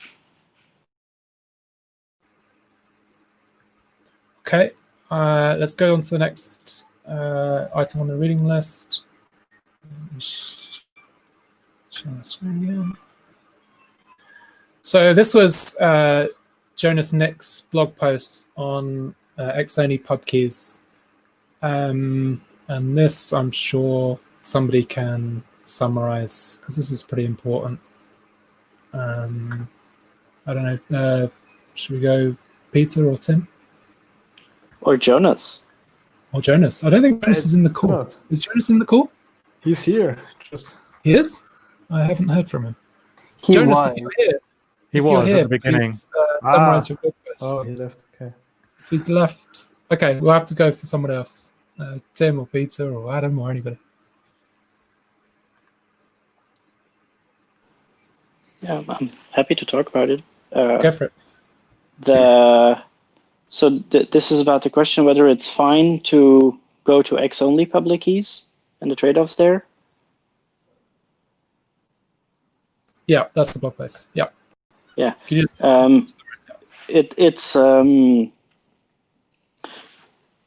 it's kind of the argument that people sometimes make is well, clearly you're cutting the key space in half because only half of the private keys correspond to those public keys. So you might think that this inherently means a slight reduction in security, but it turns out that this is not the case. And a way to see this intuitively is if it is possible to break the discrete logarithm of an X-only public key faster than breaking it for a full public key, then I could use the faster algorithm to break full public keys too by just negating it optionally in the beginning and in the end negating the output. And it turns out that this doesn't just apply to discrete logarithms, it also applies to forging signatures. And I think Jonas has a nice blog post on that, which is why I suggested he talk about this. So the paradox is here, well, how is it possible that you don't get a speed up? And the reason is that the structure of a negation of a point already lets you actually break the discrete logarithm slightly faster. You can basically try two public keys at once during a break algorithm. I think another way to look at it, because you said it seems like a paradox. It's not that you don't lose security. It's just super tiny. So people talk about like. What do you mean by super tiny? Let me explain. People sometimes talk about the hardness of cryptographic problems, and then they say like, okay, this should be 2 to the 128 operations hard to break D-log or to break an AES key or whatever. But they don't say what operations are, which is an interesting point. The reason why they don't say it, because it's well, those numbers are that big. Like it doesn't really matter if you count CPU cycles or additions or whatever. But in this case, I think this explains the difference here, because negating a public key seems to be public key operation, elliptic curve operations, and those are much more expensive than finite field operations. So if you think of elliptic curve point, it has two coordinates, x and y, and those are elements of a finite field. And computations in this finite field are much faster than computations on the point itself. However, for negating, this is not the case. If you negate the point, what you do is just negate the y coordinate. So it's not like you lose 1 bit of security in terms of public key operations or group operations. You lose maybe 1 bit in finite field operations, but it's so much smaller. No. I think you're failing to distinguish two things. Like the difference between the optimal algorithm that can break an X-only key and the optimal algorithm that can break a full key is just an additive difference. It's a pre-computation and a post-processing step that you do once. What you're talking about is the fact that you can already use the negation to speed up computing the DL of a full public key, and this is what resolves the paradox. Maybe you're right. Yeah. I think I need to read Jonas's blog post again. FYI, even if it did cut the security in half, it would just be one less bit. So, yeah. Yeah, or half a bit, because it's square root. Right, yeah. Yeah, half a bit. Yeah. But it isn't even that. Yeah. Also, it's kind of, I mean, if you're talking about a single bit, even if you lose half a bit or 1 bit, it's not really clear what that means. In that sense, maybe ECDSA is actually a tiny bit harder than breaking ECDSA is maybe a little bit harder than breaking Schnorr. We don't really know. For those small factors. No. Well, these are all just constant factors, right? Right, and what people usually do is switch to better schemes if they fear that breaking the existing scheme is in reach of attackers in the near future. And it's of course it's a very, very hard to tell, right? Who has the best D-log solver in the world? And will he tell you how fast it is? I don't know. No. So what I'm learning from this conversation is that directory.io is only going to be half as big of a website now. Is that right? Does nobody get the joke? Do you remember what directory.io was? A website where you'd pull it up and it would show you the private keys of every address one by one.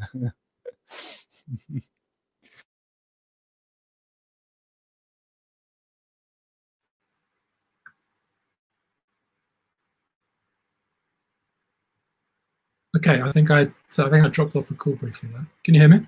Yeah, I have two Michaels. Yep. Okay. Let's go on to the next item on the reading list then, which was actually like the BIP. Okay, what should we, let's does somebody want to talk about the high level points from this BIP and what they found interesting in the current BIP 3.14? One of the first things I noticed in the BIP was the change of the deterministic nonce generation. I wonder if, I mean, it's going to be rehashing what's already stated in the BIP, I'm sure, but perhaps Peter or someone else that was part of the authors could explain the rationale again for the nonce generation function, the optional nonce generation function.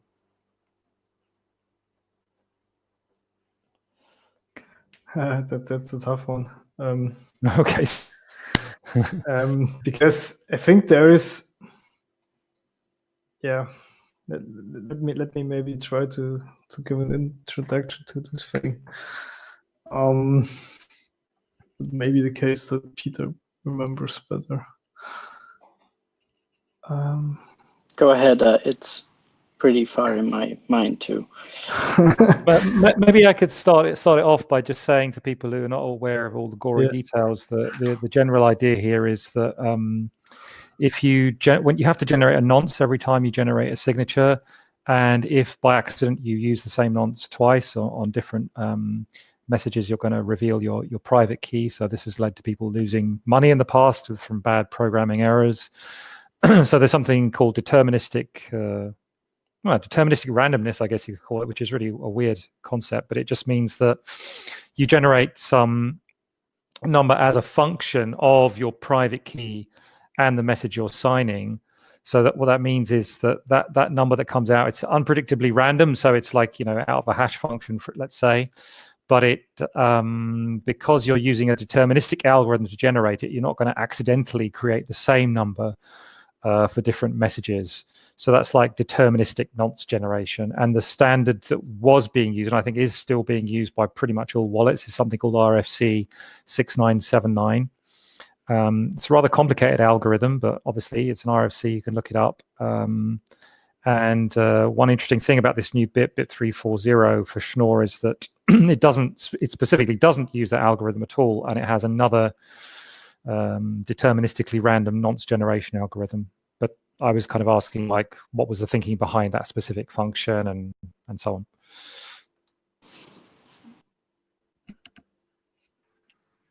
Okay. Yeah, sorry, continue, Peter. There were a number of reasons for that. One is that RFC6979 is actually horribly inefficient to the point that it's a measurable time in the signing algorithm. I mean, not huge, but it's measurable. Because I believe it does something like 14 invocations of the SHA-256 compression function just to compute one nonce. And it's actually, the reason for this is that it was designed as an RNG based on hashes, and it's then instantiated to compute nonces, but it's used in a place where on average only one nonce will be created, so the whole setup is actually wasted effort. And so I think you can say that our scheme is inspired by the ED255-19 one, but which uses SHA-512 actually, and in a particular arrangement. Our scheme is based on that, but we just use SHA-256 instead. The reason is simply that the order of our curve is so close to 2 to the 256 that we don't need to worry about a hash being biased relative to, like, you can just directly use the output of a hash as your nonce. And because our order is so close to 2 to the 256, there's no observable bias there. So that simplifies things. And then we had a huge discussion about the how and whether to advise something called synthetic nonces, which is you take the scheme of deterministic randomness and then add real randomness to it again, but in such a way that it remains secure if either the real randomness is real random or the deterministic scheme is not attacked through breaks or through side channel attacks. And this has various advantages, the synthetic nonces. It protects against like hardware injection faults and other side channel attacks. So we looked into various schemes that could use this and read a few papers. But to be fair, all of that is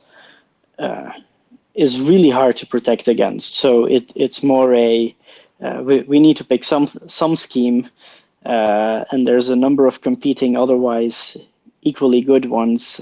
Let's try to build a model of what a potential side channel attacker could do and pick the one that's best in that regard. Is this a stupid question? I'm wondering if that is actually in the scope of the BIP, where the Schnorr signature is defined. I mean, I don't think it's a bit of a grey area, isn't it? You could say, well, you just have to choose a random nonce, and that's the end of it. Right. It's a grey area, isn't it? Because clearly, a protocol specification has to say what you're supposed to do. So clearly, I don't know. It's not quite clear, is it? It's a very good question that you bring up. I think so. I think our goal there was to be explicit whenever possible and give safe recommendations. And I think I was one of the guys strongly advocating for this approach.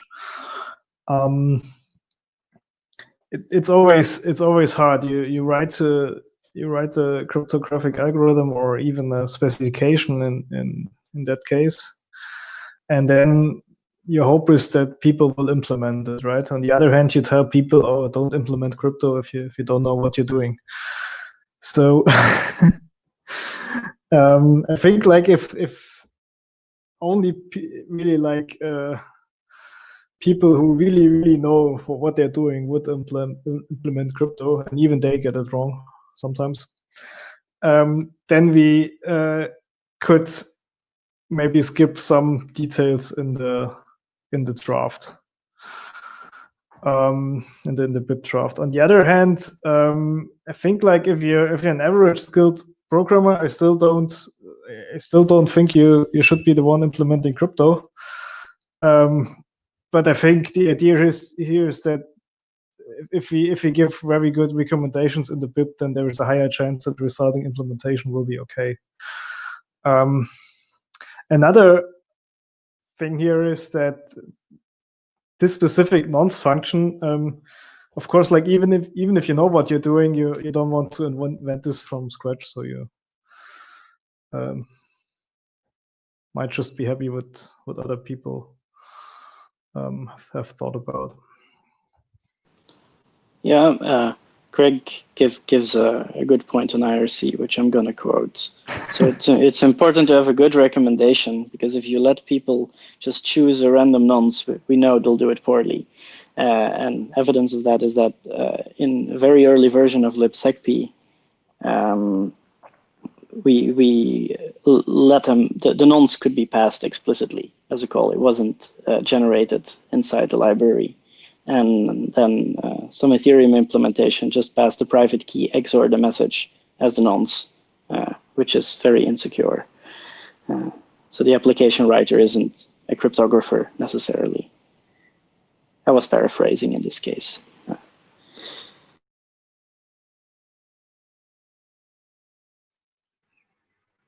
Okay, there's a question from the nothing much in the chat. Care to comment on, it's important to note that multi-signature signing schemes in general are insecure with the random number generation from the default signing algorithm above. That's from BIP 340. Anything specifically, nothing much, or no? So the deterministic nonce generation, my understanding of that is that it's not compatible with MuSig, right? Yeah. It's compatible, but only in a trivially insecure way. Yeah. Tim, you want to explain? Yeah, I can. This is really an interesting point. So maybe tomorrow I'll talk about some.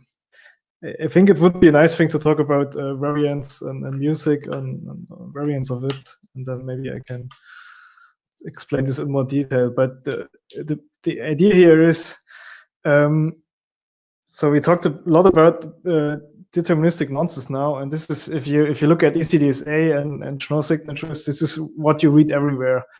Like it fails, it can horribly fail if you use real randomness, because if the randomness breaks down, you might leak your private key and so on. So please use deterministic randomness. We hammered this into the minds of all implementers.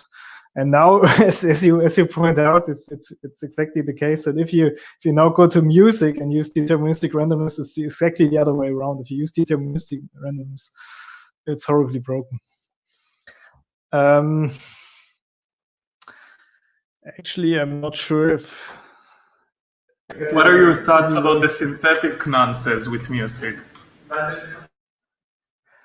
Synthetic nonces with MuSig, yeah, it doesn't really help you with MuSig, because I mean synthetic nonce. The idea of synthetic nonces, as Peter said, it's secure if either the real randomness is secure or the deterministic randomness works out. And in MuSig, so, it's without variance, you just need to have real randomness, period. Right. So synthetic nonces, you can do this, but it's not better than just using real randomness in the end. Because if the real randomness breaks down with a synthetic nonce, you fall back to the deterministic one, and then it's again insecure. So, and yeah, I guess I can show the attack. Can show the attack on this tomorrow on slides. Probably easier to explain. And also a little advertisement. We are working on a paper which actually has been accepted, but it's not public yet, where we fix exactly this problem for MuSig. And the idea the way we fix this is by adding a zero knowledge proof where every of the signers in the MuSig session proves that he generated or she generated the nonce deterministically. Because in that case, it works. If you can use you can choose your nonce deterministically if you're convinced that every other signer has chosen his or her nonce deterministically. And our simple solution to this is to add the zero knowledge proof. That's I can talk about this tomorrow a little more.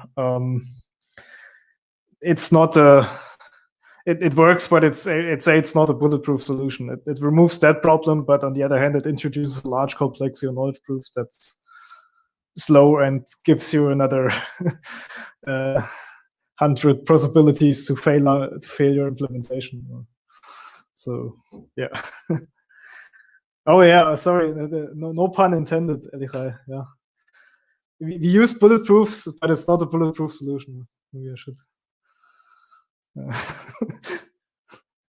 Yeah. But that will, with that, you again can't use synthetic nonces, and you need 100% deterministic ones. Right. Then exactly. Then you can't use synthetic nonces. Then you need 100% deterministic nonces. Yeah. Indeed. Okay, I want to be respectful of people's time. Feel free for people to go off the call if you don't want to stay on. But I'm going to continue with the reading, reading items in the agenda. So next one was the actual PR in Bitcoin Core implementing BIP 340 to 342. So one smaller PR was taken out of this monster Schnorr Taproot PR, and we looked at that at Bitcoin Core PR Review Club. Let me share the screen.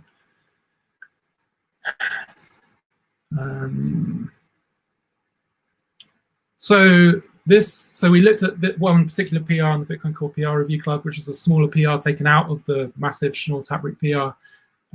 Peter or anybody else, are there any possibilities to take further PRs out of that monster one? Just like this was for easy reviewability, I think, more than anything. There's been a couple that have been taken out and opened and or merged independently. I think the only obvious one that's remaining is merging support for Schnorr signatures, first in libsecp and then in Bitcoin Core. And on top of that, I think the code changes are fairly modest of what remains. And so you think the it's pretty much ready to be merged, bar like a few small things, or just needs more reviewed? Like what are the next steps so that you'd be happy for it to be merged, assuming consensus? I think the keyword is assuming consensus. So it probably requires some fake plan at least about how it will be deployed. So is that the bottleneck now, the activation type conversation, rather than you think that the code is pretty much there? I think the code is pretty much done. Okay. That's of course my personal opinion, and reviewers are absolutely free to disagree with that. Okay, so there needs to be an activation conversation. We'll leave that for another time. One thing I can add is that talking about things that can be taken out of the PRs. In fact, for the Schnorr PR to libsecp, it just has been simplified. So Jonas, who's mostly working on it, has taken out a few things. For example, we won't have batch validation in the beginning. And anyway, this wasn't planned for as a consensus change right now, or I think you couldn't even call it a consensus change, right? It's up to you as a verifier of the blockchain if you use batch validation or if you don't choose batch validation. But at the moment, this this wasn't a plan for Bitcoin Core to introduce batch verification. But even so, we took that out from the libsec P PR now to make the PR there easier and have smaller steps. And I think another, Peter, were there other things removed? I don't remember. Yeah, I don't know. But batch verification is a very large thing because it, of course, you want to have it very efficient, and then you want to use multi-exponentiation algorithms, which so far we haven't used in libsec P, and a lot of, and this would touch a lot of new code, or let's say the code is already there, but at the moment it's not used. And if you introduce batch verification, then suddenly all this code would be used. And yeah, thought it's a better idea to start with a simple thing and not add batch verification there. Cool. And the crypto stuff is outsourced to libsec P. Perhaps like LAI, I think I spoke to you before this, like perhaps you can talk about what libsec P does and what contributions you've made to it, and then we can go to Tim and Peter afterwards. Can you repeat the question? I'm sorry, I had a problem here. Could you talk about the libsec P library, what it does, what is outsourced from core to that library, and your contributions to the library? Yeah, so the library is pretty cool. Originally, I think it was made by Peter to test some optimization trick in ECDSA, but since then it is used instead of the OpenSSL because there's a lot of problems with OpenSSL, as Peter said before. And yeah, so it's basically a C library that only does everything that Bitcoin Core needs for ECDSA and soon Schnorr too. I try to contribute whenever I see I can. I'm adding fuzzing to it, and I fixed some small non-serious bugs. And yeah, stuffs like that.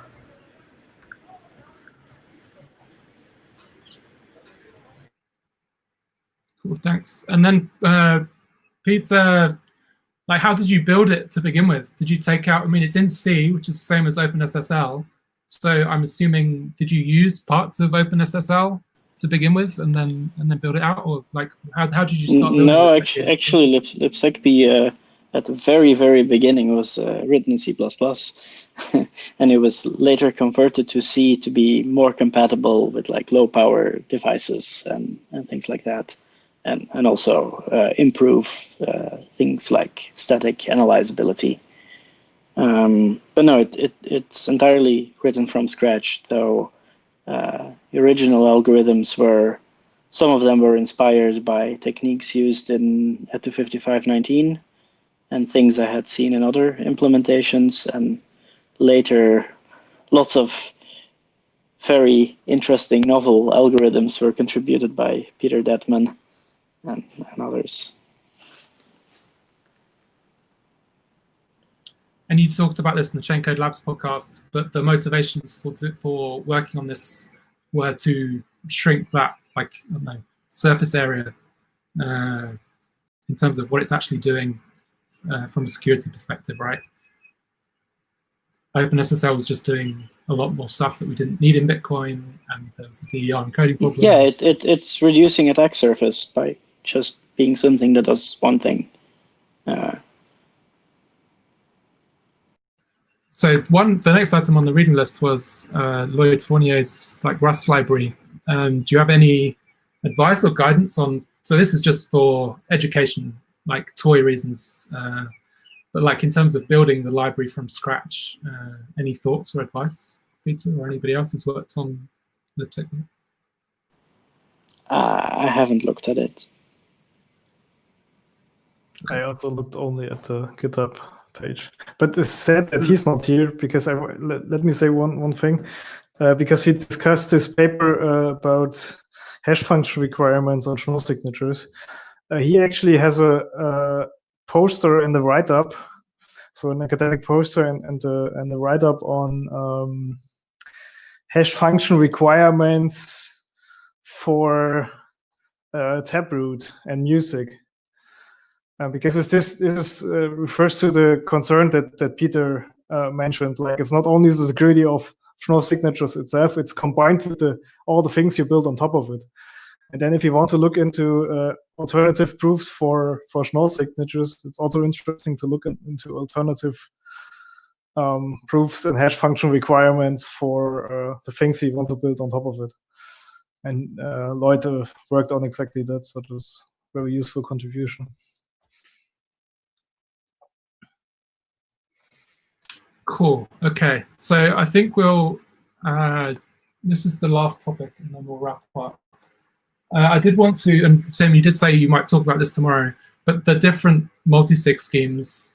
So MuSig, Bell-Nevin, there was an alternative MSDL pop scheme, Dampen, etc. So there's multiple multi-sig schemes, and then there's the threshold scheme. So perhaps Tim or Peter or anybody else can discuss the differences between these. And perhaps you can go into greater detail tomorrow, Tim, I don't know. I'm sorry, can I jump in a second before that? I think you were talking about the SecP 256K fun. That's what you were talking about? Yeah, so, yeah. So one of the backends there, I just want to mention it, is a parity implementation of SecP in pure Rust, which they basically, I looked at it a year ago or something, they tried to translate the C code in libsecp to Rust. And like, for full disclosure, they did make a bunch of mistakes. So I wouldn't recommend using it for production in any way. They, for example, replaced a bitwise end with a logic end, which made constant time operations non-constant time, and some things like that. Yeah, thanks for clarifying. Hi. Lloyd has said it's not for production research, it's for educational toy implementation. Yeah, although, I know, I just wanted to note it because a lot of people have looked at it. Yeah. Okay, thanks for clarifying. Yeah, so the multi-sig schemes. You can give a high-level comparison between the multi-sig schemes, and then there's the threshold schemes.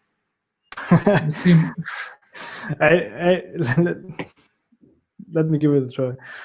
So for the ones you mentioned, I think the first reasonable scheme in that area was Bell-Nevin.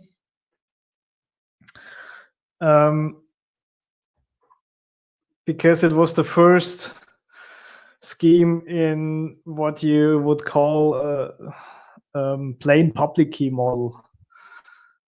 So I guess I can talk about this tomorrow too when I talk about multi-sigs. That's interesting actually. When the problem with multi-signatures is that, let's say I have a public key and Peter has a public key, and we just these are just things that we claim those are our public keys, but that doesn't mean that we know the secret key for them. And turns out that if we don't know the secret key for our public key, we can do some nasty tricks, and I can show those tomorrow. For example, if you do this naively, I can create a public key that kind of depends on Peter's public key. So after I've seen Peter's key, I can create a key for which I don't know the secret key. But if we add those keys together to form an aggregate key for the multi-signature, then it would be a key for which I can sign and only I. So I don't need Peter. This kind of defeats the purpose of a multi-signature. These are called key cancellation attacks, or row key attacks. Key subtraction, right? Right. Yeah, it's actually a subtraction. Different terms for it. Yeah. So the idea is, I mean, it's that simple. I can actually explain it. So I would take a key that for which I know the public key, just normally, let's say P. Then Peter gives me his key P1, And I would claim now my key P2 is P minus P1. And now if we add up our keys, which is P1 plus P2, then the plus P2 cancels out with the minus P2 that I put in. Sorry, the plus P1 cancels out with the minus P1 that I put in my own key. And we're just, what we get in the end is just P. And P was a key for which I know the secret key. So our combined key would be just a key for which I can sign, and I don't need Peter to do this, to create signatures. Yeah, so key subtraction is another good word for those attacks. And traditionally, what people have done to prevent this, and this actually works, you can do this, you give a zero knowledge proof together with your public key that you know the secret key for your public key. And this prevents the attack that I just mentioned, because like for P2, which was P1 minus P, I don't know the secret key for this one because it involves Peter's key, and I don't have Peter's key. And this is actually even not too hard in practice, because giving zero knowledge proofs that you know a key is what Adam mentioned at the beginning. It's a zero knowledge proof of knowledge, and you can be just done by a signature. So what you can do is you can take your public key and sign it with your secret key.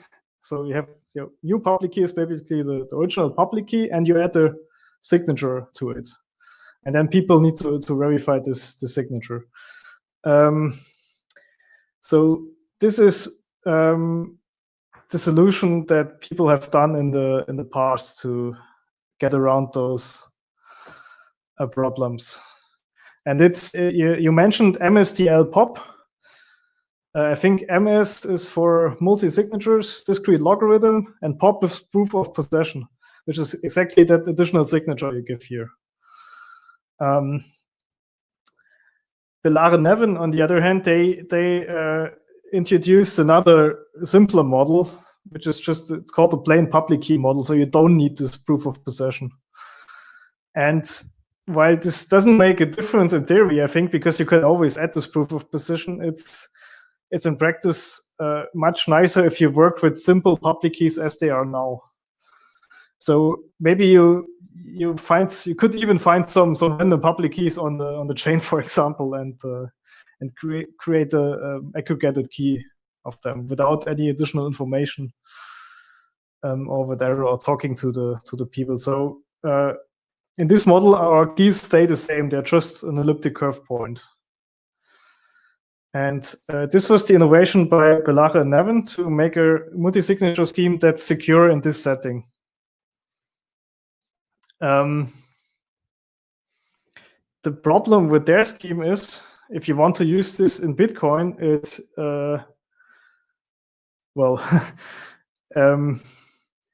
wouldn't work because like this now assumes that we have Schnorr signatures, which maybe I shouldn't assume, but I hope it will happen, of course. A Belare-Nevin signature doesn't look like a Schnorr signature.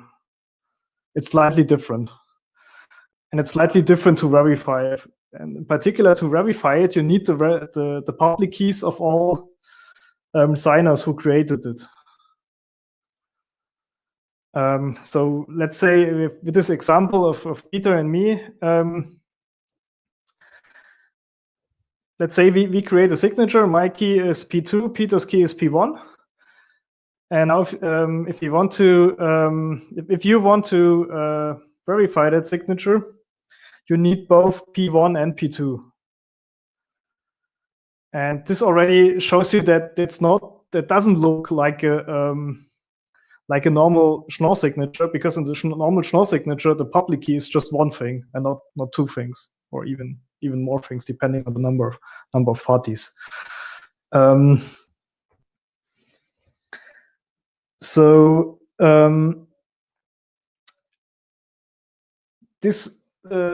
The additional property that we need here is called key aggregation.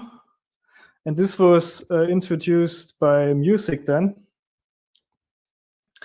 And this means Peter and I, we have our keys, P1 and P2, and there's a public function, and those are public keys, and there's a public function that combines those keys into a single aggregated key. Let's call it P12. And then to verify signatures, verifiers just need that single P12 key. And this is very useful in our setting. It's actually what makes Taproot, or the nice privacy benefits of Taproot, work in the first place. Because again, in this example, if I do a multi-sig with Peter, there might be a UTXO on the blockchain that we can spend only together, and that will be secured by this public key P12. But the cool thing is here, we don't need to tell the world that this is a multi-sig. It just looks like a regular public key. And if we produce a signature, it will look like a normal signature, valid, normal Schnorr signature, valid under this combined public key. So only the two of us know, because we set up the keys, that this is a multi-sig key at all, but others just can't tell.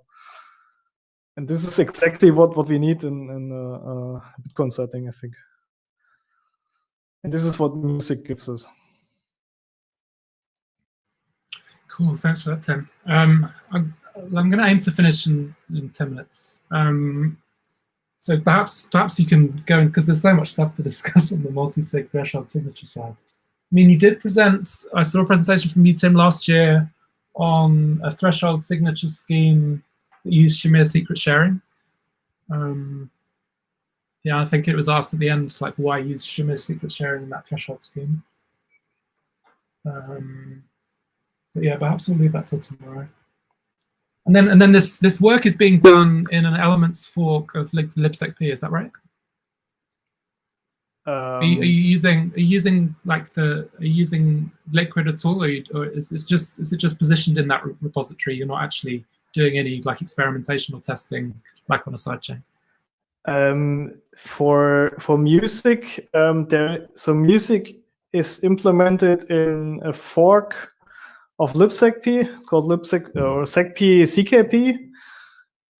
Yeah, it's owned by the Elements project, and it's basically our open source blockstream fork of secp. Yeah, and it's the thing is that we don't have Schnorr signatures in Elements, so at the moment that's not gonna happen. But it's our development experimental library, basically, where we play around with things. And of course, if this is ready, people will use it. Will be able to use it in other blockchains too. Hopefully in Bitcoin too, of course. You don't have Schnorr in Elements. I don't understand how you're doing. No, not. But I'm not. Would be embarrassing if I'm wrong, but I might be wrong. How are you doing schemes like MuSig in the Elements? Oh, because you're just forking secp within the Elements organization, right? Schnorr isn't actually implemented in Elements. Right. So there was, right. I think there was, maybe Peter knows better, there was a Schnorr implementation, an old Schnorr implementation in an Elements version, I think, a few years ago. Okay, Greg says I'm wrong. No, Elements Alpha used to have Schnorr signatures, but it was subsequently dropped after we discovered we wanted something that was secure against cancellation attacks, basically. Right. And when research was going in that direction, so the Schnorr code that was in Elements Alpha was just plain Schnorr without pubkey prefixing even. Right. But it was dropped, so it's not currently there. I think I can't speak for Elements and Liquid because I'm not so much involved in development there, but I guess the plan there is to wait until the Bitcoin PRs have stabilized into a nice state where we are confident that we can implement it in Liquid with the confidence or hope that there won't be a lot of changes afterwards, because we mostly try to be compatible with the core features of Bitcoin Core, because this just makes development easier. But of course, we have the advantage that forks may be easier if you have a federation.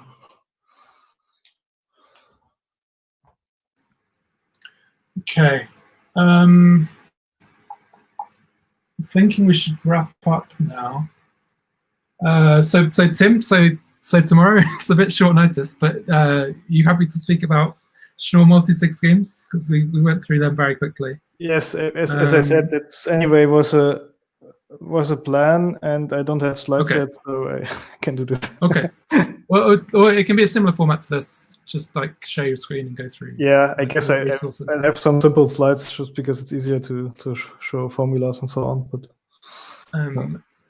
and then I would say I keep it short, then we can have a long Q&A again, and and so we haven't even got onto your thesis. So your thesis has a bunch of privacy schemes,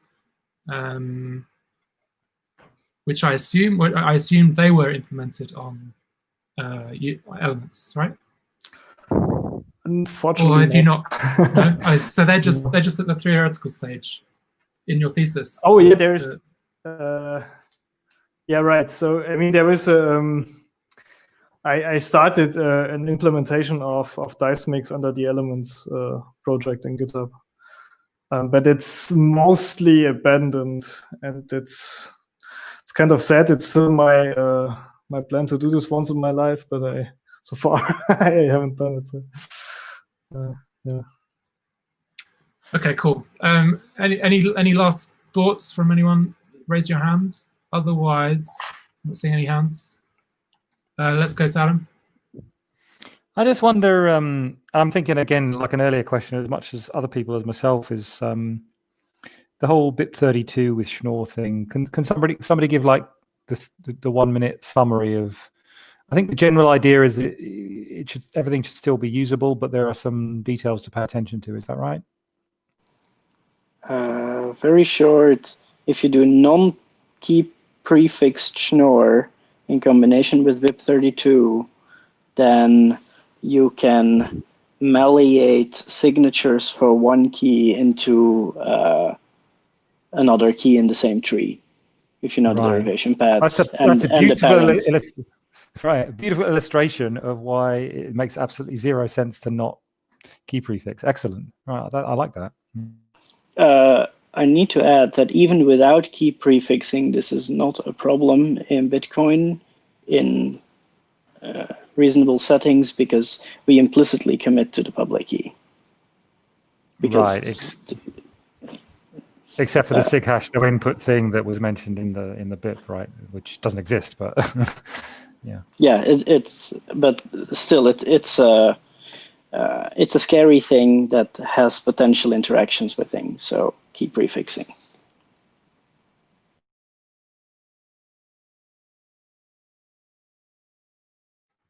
Okay, cool. So let's wrap up there. Thank you very much for everybody attending. That's really great. Well, Tim will present tomorrow. Same. We use Jitsi again on YouTube, assuming there's no technical problems. The topic is going to be Schnorr multi-sig and threshold sig schemes. So that's towards the end of the reading list on the paste bin, and also the paper. In the Q&A, we'll have lots of time to discuss the content in Tim's paper. So unless anyone has any final words, we'll wrap up here. Thank you very much, Tim, Peter, Adam, everybody, Nadav, for joining. And we'll start again tomorrow. Thanks, everybody. I'm going to stop the live stream. Thanks. Bye. Bye-bye. Bye, thank you.